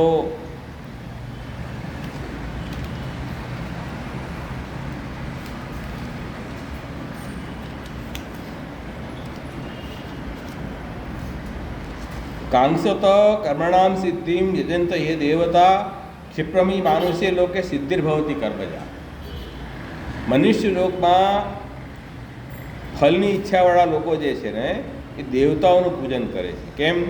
કેમ કે એમને તરત ફલ મળી જાય છે. અને કૃષ્ણની પાસે જાય તો કૃષ્ણ દાદ જ ના આપે. કૃષ્ણ એમ વિચારશે કે આનું ભલું શેમાં છે, એમ વિચારશે ને, આનું હિત છે એમાં છે. સાંસારિક વસ્તુ આપીશ તો વધારે બંધનમાં ફસાશે, દુઃખમાં ફસાશે. પ્રભુ આપતા નથી. તો દરેકના ડિપાર્ટમેન્ટ છે. આ બધા દેવતાઓ પ્રાકૃત છે, પોતે જ બંધાયેલા છે, તો બીજાને શું આપી શકે એ સ્થિતિમાં છે. અને એટલા માટે ત્યાં બતાવ્યું છે કે આ દેવતાઓની ઉપાસના તમે કરો તો ફલ પણ પ્રાકૃત આપશે, અને ફલની ઈચ્છા વગર તમે એને ભરશો તો બહુ બહુ તો તમને એ દેવતાઓનું લોક પ્રાપ્ત થાય. જે લોકમાં દેવતાઓ હોય એ લોક પ્રાપ્ત થાય. પણ એના માટે ભગવાને કહ્યું કે ભાઈ જેટલા બી લોક છે એમાં સૌથી ઉપર બ્રહ્મલોક છે. આ ભગવાન લોકા પુનરાવર્તિનો અર્જુન મામ ઉપેતે કોંતેય પુનર્જન્મ ન વિદ્યતે. એટલે બ્રહ્મલોક પર્યંત બધા લોક જે છે એમાં પુનર્જન્મ થાય. એ લોકમાં જયા પછી પાછી પુનર્જન્મ થઈ શકે. આપણા તમારા કર્મ ક્ષય થાય તો પાછા આવવું પડે. પણ ભગવાન કહે છે જે મને પ્રાપ્ત કરે છે ને એને પુનર્જન્મ થતો નથી. તો આ નિર્ગુણ મુક્તિ છે, અને આ બધી સગુણ મુક્તિ છે. આ દેવતાઓના લોકમાં બી જશો ને તો તમને અમુક વખત પછી પાછું પુનર્જન્મ થશે. એટલે આ મુક્તિ ખરી પણ સગુણ મુક્તિ છે, પ્રકૃતિને અધીન, ગુણોથી અધીન મુક્તિ છે. આ આત્યંતિક મુક્તિ નથી. નિગુણ મુક્તિ કેવલ ભગવાન કૃષ્ણના ભજનથી જ મળે છે. એ વાત સ્પષ્ટ કરી છે. હવે રહી વાત, ચલો આ દેવતાઓને છોડો. શિવજી તો ઠાકુરજીના સ્વરૂપ છે, એ તો ભગવાનના અવતાર છે. બ્રહ્મા, વિષ્ણુ, શિવ આ તો ભગવાનના જ અવતાર કહેવાય ને. એ તો દેવ થોડી છે. પ્રાકૃત દેવમાં ના આવે. શિવજી વગેરે પ્રાકૃત દેવતામાં ના આવે. એ તો ઈશ્વર છે. પણ એ વાત મેં પહેલાં જ ખુલાસો કર્યો કે ભાઈ એ ભલે ઈશ્વર રહ્યા પણ એમનું જે કાર્ય હશે ને એ કાર્ય છોડીને તમારું કામ નહીં કરે. તો શિવજીને તમે ભજન કરશો તો ભોગ તમને આપશે, મોક્ષ નહીં આપે. પછી એમને લાગે કે નહીં આ તો મારી પાછળ જ પડી ગયો છે, મોક્ષ માંગ્યા કરે છે, તો શિવજી શું કહેશે, તું હવે ભગવાન વિષ્ણુની ભક્તિ કર. જેટલા બી શિવ ભક્તો હોય ને એ પછી આગળ જઈને વિષ્ણુ ભક્ત થઈ જાય છે. તો શિવજી જ એને એ માર્ગે દોરવી દે, કેમ કે શિવજી તો મોક્ષ આપશે નહીં. એટલે વિષ્ણુ ભગવાન મોક્ષ માટે રાખે. દરેક ડિપાર્ટમેન્ટ હોય ને, જે ડિપાર્ટમેન્ટ તમે જાઓ ને એ ડિપાર્ટમેન્ટ મેનેજર એ જ કામ કરશે, બીજું કામ નહીં કરે. આ મર્યાદા છે. આ તો આ કંઈ પૂછતી નથી અહીંયા, સમજ્યા?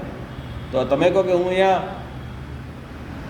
ગવર્મેન્ટમાં જે ડિપાર્ટમેન્ટમાં તમારે જવું હોય, જે કામ હોય તો એ સ્પેસિફિક ડિપાર્ટમેન્ટ જવું પડશે. કોઈ પણ ડિપાર્ટમેન્ટ ઘૂસીને તમે કામ કરવા જાઓ તો થઈ જાય, પાછા આવવું પડે. એવી રીતે આ ડિપાર્ટમેન્ટ વાઇઝ કામ ચાલે છે બધું. તો આ દેવતાઓ પણ આપણને કંઈ કામના નથી. અને ભગવાન વિષ્ણુ મોક્ષ આપશે પણ ભક્તિ નહીં આપે તો ફાયદો શું? પછી આપણને ભક્તિ જોઈએ છે. હવે એનો ચાલ અક્ષર બ્રહ્મ વ્યાપક ભગવાનનું સ્વરૂપ છે, વ્યાપક. એને લઈએ તો એના માટે ત્યાં બતાવ્યું છે ઉપનિષદમાં કે આનંદની ગણના કરી છે કે પ્રજાપતિના 100 આનંદ પછી અક્ષર બ્રહ્મનો એક આનંદ. એટલે ત્યાં આનંદની ગણનામાં કેવી રીતે બતાવી છે, શરૂઆતથી કરી કે જેમ એક મનુષ્યનો આનંદ કેટલો. તો મનુષ્ય આનંદ એટલે જે બહુ હેલ્ધી માણસ હોય, ખૂબ પૈસા તાકે સુખી હોય, આખી પૃથ્વી એના ઉપર રાજ ચાલતું હોય, કોઈ એનો શત્રુ ન હોય, બધા એના મિત્ર વર્ગ હોય, બધા ઉપર હુકમ ચલાવતો હોય, એવો કોઈ માણસ હોય ને એને જેવી સુખની અનુભૂતિ થાય એ એક મનુષ્ય સુખ કહેવાય. એને એક મનુષ્યનો આનંદ કહેવાય. એવો આનંદ તો કોઈને પ્રાપ્ત થયો એવું દેખાતું નથી. પછી પાછી મૃત્યુ પણ ના આવવું જોઈએ. કેવું પોસિબલ છે? એવા 100 મનુષ્યોને ભેગા કરીએ એક ગંધર્વ આનંદ થાય, એવા 100 ગંધર્વ ભેગા કરીએ તો એક દેવ આનંદ થાય, એવા 100 દેવને ભેગા કરીએ તો એક ઇન્દ્રનો આનંદ થાય, એવા 100 ઇન્દ્રનો આનંદ ભેગા કરીએ તો એક બૃહસ્પતિનો આનંદ થાય, એવા 100 બૃહસ્પતિના આનંદ ભેગા કરીએ તો એક બ્રહ્માજીનો આનંદ થાય, એવા 100 બ્રહ્માજીને ભેગા કરીએ એક અક્ષરબ્રહ્મનો આનંદ થાય. હવે એ અક્ષરબ્રહ્મનો કેટલા આનંદ છે એની પછી ગણના નથી કરી. એક યુનિટ ગણાયો છે અક્ષરનો આનંદનો. આ એક યુનિટ આ છે. તો અહીંયા કહી રહ્યા છે કે ભાઈ અક્ષરનો આનંદ બી અમારા માટે કામનો નથી. કેમ કે ભગવાન તો પૂર્ણાનંદ છે, અને અક્ષર જે ભગવાનનું વ્યાપક સ્વરૂપ છે એ ગણિતાનંદકમ છે. ગણિતાનંદકમનો મતલબ શું થયો? ગણી શકાય એવું નહીં, પણ ગણી શકાય એવા અર્થમાં છે. કેમ કે ભગવાન કૃષ્ણનું સ્વરૂપ સાકાર છે અને અક્ષરનું સ્વરૂપ વ્યાપક છે. તો હવે આપણે જો અનુભવ કરવો હોય તો વ્યાપકનો અનુભવ સરખો થાય કે સાકારનો થાય? આંખથી દર્શન કરવા હોય, કાનથી સાંભળવું હોય, મોઢાથી ગુણગાન ગાવા હોય, હાથ પગથી સેવા કરવી હોય, તો વ્યાપકની કરશો કે સાકારની કરશો? સાકારની કરશો ને. ઉદ્ધવજીએ શું કીધું ગોપીજનોને ત્યાં ભ્રમર ગીતમાં પ્રસંગમાં કે જો બ્રહ્મ તો બધી જગ્યાએ વ્યાપ્ત, તમે શા માટે દુઃખી થાવ છો? બ્રહ્મ તો બધે વ્યાપ્ત છે, મારામાં તમારા બધી જગ્યાએ બ્રહ્મ છે, તમે આટલું કેમ રડી રહ્યા છો? તો ગોપીજનોએ કીધું કે ભાઈ આ જે વ્યાપક બ્રહ્મની તમે વાત કરો છો એ અમારી માખણ ચોરી કરવા અમારા ઘરે આવશે, એ અમારી સામે ગીત ગાશે, એ અમે જેમ એને નૃત્ય કરવાનું કે એમ નૃત્ય કરશે, એ જેમ રાસ રમે અમારી સાથે એમ રમશે. તો ઉદ્ધવજી પણ સામું જોઈએ કે શું જવાબ આપવો? તો એ તો નહીં કરે ને. એ તો સાકાર જે બ્રહ્મ છે કૃષ્ણ, એ તો અનુભવ કરાવશે ને. આપણી બધી ઇન્દ્રિયોના વિષય એ ભગવાન બની શકે છે એમની કૃપાથી, એ અનુભવ કરે છે. એ જે આનંદ છે એ પૂર્ણાનંદ છે. અને અક્ષરનો આનંદ છે ને એ પણ ગણિત તો નથી, પણ ગણિતાનંદ ગણિત જેવો છે. એટલે એમ કહી શકાય કે કોઈને બહુ ભૂખ લાગી હોય કોઈને, પછી એને આપણે ખાવાનું આપીએ થોડુંક તો ખાઈ જશે થોડુંક, પણ એ શું કહેશે કે આટલું ખાવા તો ન ખાવા બરાબર જ છે, એમ થયું ને. એટલે આપણે શું છે, ભગવદ આનંદના ભૂખ્યા છીએ, અલૌકિક આનંદના ભૂખ્યા છીએ. લૌકિક સુખના નહીં, અલૌકિક આનંદના ભૂખ્યા છીએ. તો આપણને આ અક્ષરમાં ભળી જવાથી જે સંસાર દુઃખનો નાશ થાય એ આપણી ગણતરીમાં જ નથી. કેમ કે સંસાર દુઃખનો નાશ થવો એ તો અમારા માટે બહુ તુચ્છ ફળ છે. મુખ્ય તો એ ભગવાનનો આનંદ અનુભવ કરવો એ અમારા માટે મુખ્ય વસ્તુ છે. તો વ્યાપકને પ્રાપ્ત કરવાથી અમને એ આનંદથી અમે વંચિત રહીશું. એવો આનંદ મેં શું કરીએ? અક્ષરમતા ઇદમ ફલમ નમ પરમ વિદામા. વેણુગીતમાં ગોપીજનોએ શું કીધું કે અક્ષરવાળાનું તો આ જ ફલ છે કે આ ભગવાન કૃષ્ણના બલદેવજીના આ આંખથી દર્શન કરવા. જો આંખ આપણને આપી હોય તો આંખ બંધ કરીને બેસવાનો શું મતલબ છે? આ આંખથી પ્રભુના દર્શન કરો ને સુંદર, એમાં આનંદ છે. તો અમને મોક્ષ નથી જોઈતું. મોક્ષ અમને કેવું લાગે છે કે આંખવાળાને પટ્ટી બાંધીને અંધારા રૂમમાં બંધ કર્યા હોય એવું અમને મોક્ષ લાગે છે. અમને તો ખુલ્લી આંખથી એ પ્રભુના દર્શન કરવા છે, પૂર્ણાનંદ સ્વરૂપના. એટલે અક્ષર બ્રહ્મમાં મોક્ષ એ અમને નથી જોઈતું. અમને અમારા માટે અર્થ તો કોણ છે? શ્રી કૃષ્ણ પૂર્ણાનંદ. એ જ અમારા માટે અર્થ સ્વરૂપ, બીજો કોઈ અર્થરૂપ નથી અમારા માટે. અર્થ એટલે અમારી સંપત્તિ નિધિ શ્રી કૃષ્ણ છે, એનાથી જ અમારું બધું કાર્ય થશે. જો અર્થથી કામ થાય ને, આપણા દુનિયામાં બધા કામ થાય પૈસાથી થાય. પૈસા અર્થ છે કે નહીં? લૌકિક કામ તો પૈસાથી થાય ને. એમ અલૌકિક જે ઈચ્છાઓ છે એ આપણું ભગવાનથી જ થવાનું છે. એટલે શ્રી મહાપ્રભુજી ચતુર્શ્લોકી એવી આજ્ઞા કરે છે કે સર્વદા સર્વભાવે ન ભજનો વિજાડી સસ્ય અયમેવ ધર્મો હિ નાને ક્વાપી કદાચન એવમ સદાસ્વ કર્તવ્યમ સ્વયમેવ કરી પ્રભુ સર્વસમર્થો હિ તથો નિશ્ચિતતા વ્રજે. આ રીતે જ્યારે ભગવાનને શરણે જશું, ભગવાનની ભક્તિ કરશું તો ભગવાન આપણા અર્થ બનશે, આપણા નિધિ બની જશે. ઠાકુરજી જે દિવસે આપણા અર્થ બની ગયા ને પછી આપણને કોઈ ચિંતા ભય નહીં રહી જાય. જો આપણા અકાઉન્ટમાં 20-22 કરોડ રૂપિયા આવી જાય તો ચાલે કે ના ચાલે, કે ઓછા પડે? તો 100 કરોડ કહી દો, 100 કરોડ રૂપિયા આવી જાય આપણા અકાઉન્ટમાં, પછી આપણે નિશ્ચિંત થઈ જઈએ કે નહીં? નિશ્ચિંતતા રીતે થઈ જાય ને, પછી કોઈ ચિંતા થોડી છે. એમ જે દિવસે ભગવાનમાં તમને અર્થ બુદ્ધિ આવી ને એ દિવસે હવે તમને કોઈ ચિંતા ભય નહીં રહી જાય. પૂર્ણાનંદ સ્વરૂપ ભગવાનને હું શરણે ગયો, હવે મને કઈ વસ્તુની ખૂટી રહ્યું છે? કાંઈ નથી ખૂટી રહ્યું. ગુમ્મનદાસજી, સૂરદાસજી, બધા અષ્ટસખાઓ, એમની ચરિત્રો વાંચો. એમની પાસે લૌકિક લક્ષ્મી તો હતી નહીં, હતી નહોતી, પણ અલૌકિક ધન અર્થરૂપ ભગવાન એમની પાસે હતા. એટલે એમને કોઈ લોભ લાલચ એ આકર્ષાતા નહીં. રાજાઓ બોલાવે એમને, અમારા ત્યાં આવો, અમે તમને ખૂબ માન સન્માન આપશું, ખૂબ પૈસો આપશું, અમારે ત્યાં તમે આવીને ગાઓ. રાજાઓ આવે, રાજાઓ એના ઘરે જાય, મોટી મોટી ગિફ્ટો આપે, તો એમને પરવા જ નથી. એ તો એ માને છે કે આ બધા વિઘ્નરૂપ છે મારી ભક્તિમાં. રાજાને ચોખ્ખું સંભળાવી દીધું કે બીજી વખત બોલાવતો નહીં ભલા માણસ. તો એમ પૂછે શું માંગો, શું માંગો? હું આ જ માગું છું, બીજી વાર મને અહીંયા બોલાવતો નહીં.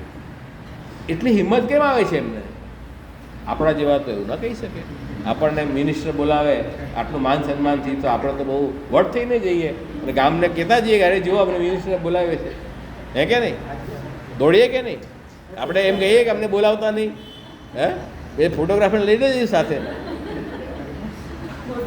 હા, તો એવું કેમ છે? કેમ કે આપણને ભગવદ આશ્રય જોઈએ એવો નથી. આ બધા ભગવદીઓ ઠાકોરજીનો આશ્રય હતો. ઠાકોરજીને પૂર્ણાનંદ સ્વરૂપમાં એવી નિષ્ઠા હતી, પ્રભુને પોતાના અર્થ માનતા હતા કે આ જ મારા અર્થ છે, આથી જ મારી રક્ષા થઈ રહી છે. ઠાકોરજીને અર્થ માન્યા વ્રજભક્તોએ, તો જેટલા બી અસુરો આવ્યા બધાથી ઠાકોરજી રક્ષા કરી કે નહીં એમની. પ્રભુને અર્થ માનવાની જરૂર છે. એકવાર ઠાકોરજીમાં તમે આવો આશ્રય અર્થ માનશો ને તો પ્રભુ બધું તમારું કાર્ય કરી દેશે. એટલા માટે અર્થ નથી માનવા ઠાકોરજી બધું કાર્ય કરી દે, પણ આ એક સ્વામી સેવકનો સંબંધ છે કે જ્યારે સેવક સ્વામીને શરણે જાય, સ્વામી પણ પોતાની જવાબદારી લે છે કે મારો સેવકનું ધ્યાન રાખવાનું મારું કામ છે. તો એવા આપણા પ્રભુ છે, પૂર્ણાનંદ સ્વરૂપ છે. મોક્ષથી પણ અધિક ભજનાનંદનું ફલનું દાન શ્રી કૃષ્ણ કરતા હોય તો આપણે કૃષ્ણના શરણે કેમ ન જઈએ? એક કારણ તો બતાવો, આ કારણથી ન જાઓ. બધા કારણો એવા છે જેમાં કૃષ્ણને શરણે જવું એ જ એમાં આવે છે. એ વાત અહીંયા સમજાવી રહ્યા છે. એટલે કૃષ્ણ ગતિમાં એટલે સ્વર્ગ મોક્ષની પણ આપણને પરવા નથી. એટલે અમે તો રાજના ખાસા ખવાસ મુક્તિને ભાવે રહે. જયરામભાઈ કહે છે કે અમે તો રાજના ખાસા ખવાસ, રાજ એટલે એ ભગવાન કૃષ્ણના અમે સેવક છીએ, અને આ મુક્તિ અમને નથી ભાવતી. અમને તે ભગવાનની સેવા, એ ભગવાનની સ્મરણ, એનો આનંદ અમે લઈએ છીએ. અમને મુક્તિ તો પાછળ દોડે નથી. ભક્તિની દાસી મુક્તિ છે. ભાગવતમાં તમે જુઓ, ભક્તિની દાસી મુક્તિ છે. જેને ભક્તિ પ્રાપ્ત થાય ને મુક્તિ તો એને બોનસમાં મળી જાય છે એમ જ. એટલે આપણે જ્ઞાન માર્ગ અને ભક્તિ માર્ગમાં અંતર છે. જ્ઞાન માર્ગનું મુખ્ય ફલ મુક્તિ છે અને ભક્તિ માર્ગનું સાઈડ ફલ મુક્તિ છે. મુખ્ય ફલ તો ભજનનો આનંદ છે. તો જ્યાં જ્ઞાન માર્ગ પૂરું થાય ત્યાંથી ભક્તિ માર્ગની શરૂઆત થાય એવું છે. તો આ ભગવાન કૃષ્ણની મહત્તા છે, કૃષ્ણના સ્વરૂપનું મહાત્મ્ય છે. એટલે આપણે કૃષ્ણનો જ આશ્રય કરવો, અન્યનો આશ્રય કરવાની આપણને જરૂર નથી. બધા દેવતાઓ જે છે એ ભગવાનના જ વિભૂતિ છે, ભગવાનના જ અંશ છે. ભગવાનની આજ્ઞાથી બધું કાર્ય કરી રહ્યા છે. એટલે આપણે એમને જય શ્રી કૃષ્ણ કરીએ, સન્માન આપીએ, એમાં કોઈ વાત નથી. સન્માન આપવામાં કોઈ વાત નથી. એને પૂજન બી કરીએ. જ્યાં જ્યાં શાસ્ત્રમાં જ્યારે કર્મ કરવાની વાત હોય એમાં કોઈ દેવતાઓનું પૂજન બતાવ્યું તો આપણે દેવતાઓને પધરાવીએ બી છીએ, પ્રતિષ્ઠા બી કરીએ છીએ અને પૂજન બી કરીએ છીએ. એ કર્મના અંગરૂપથી ભગવદ આજ્ઞા માનીને. પણ સ્વતંત્ર આશ્રય કોઈ દેવતાનો નથી કરતા. બસ એટલી વાત છે. કર્મના વિધિ પ્રમાણે, અંગ પ્રમાણે આપણે કુલદેવીની પૂજન બી કરીએ, કુલદેવતાનું પૂજન બી કરીએ, ગણેશજીને સ્થાપન બી કરીએ, બધા દેવતાઓને પધરાવીએ, બધું કરીએ. એમાં કોઈ અન્ય આશ્રય નથી. અને રસ્તામાં કે મંદિર આવે તો આપણે જય શ્રી કૃષ્ણ નમસ્કાર કરીએ, એમાં કોઈ અન્ય આશ્રય નથી. જે વખતે તીર્થમાં જઈએ તો તીર્થના દેવતાઓનું આપણે પૂજન કરીએ, એમાં કોઈ અન્ય આશ્રય નથી. જે પ્રસંગ ઉપસ્થિત થયો હોય તે પ્રસંગમાં તે દેવનું સન્માન કરી દેવું, એમાં કોઈ આપણને શરણે નથી જતા, પણ ભગવાનની વિભૂતિ માનીને સન્માન કરવાનો એક પ્રકાર છે. તો એ પ્રકાર અને સ્વતંત્ર ઉપાસના બંનેનો ભેદ આપણે સમજવો જોઈએ. સ્વતંત્ર ઉપાસના કરો દેવતાઓની, અથવા પોતાની ઈચ્છાની પૂર્તિ માટે કોઈ દેવનું યજન કરો તો અન્ય આશ્રય છે. પણ શાસ્ત્રીય કર્મ રૂપે, ભગવદ આજ્ઞા રૂપે કોઈ દેવનું પૂજન કર્યું એ અન્ય આશ્રય નથી. એ બધા પ્રકારથી આપણે ભગવાનમાં જ આશ્રય બુદ્ધિ રાખવી. આ એક વાત અહીંયા આવી. હજી આ શ્લોક અધૂરો છે, એ આપણે નેક્સ્ટ ટાઈમ પૂરું કરશું. અમુક બહુ વાત આમાં આવી છે, મારે ક્લિયર કરવાની છે. આજના પ્રસંગમાં કોઈ પ્રશ્ન હતો પૂછો.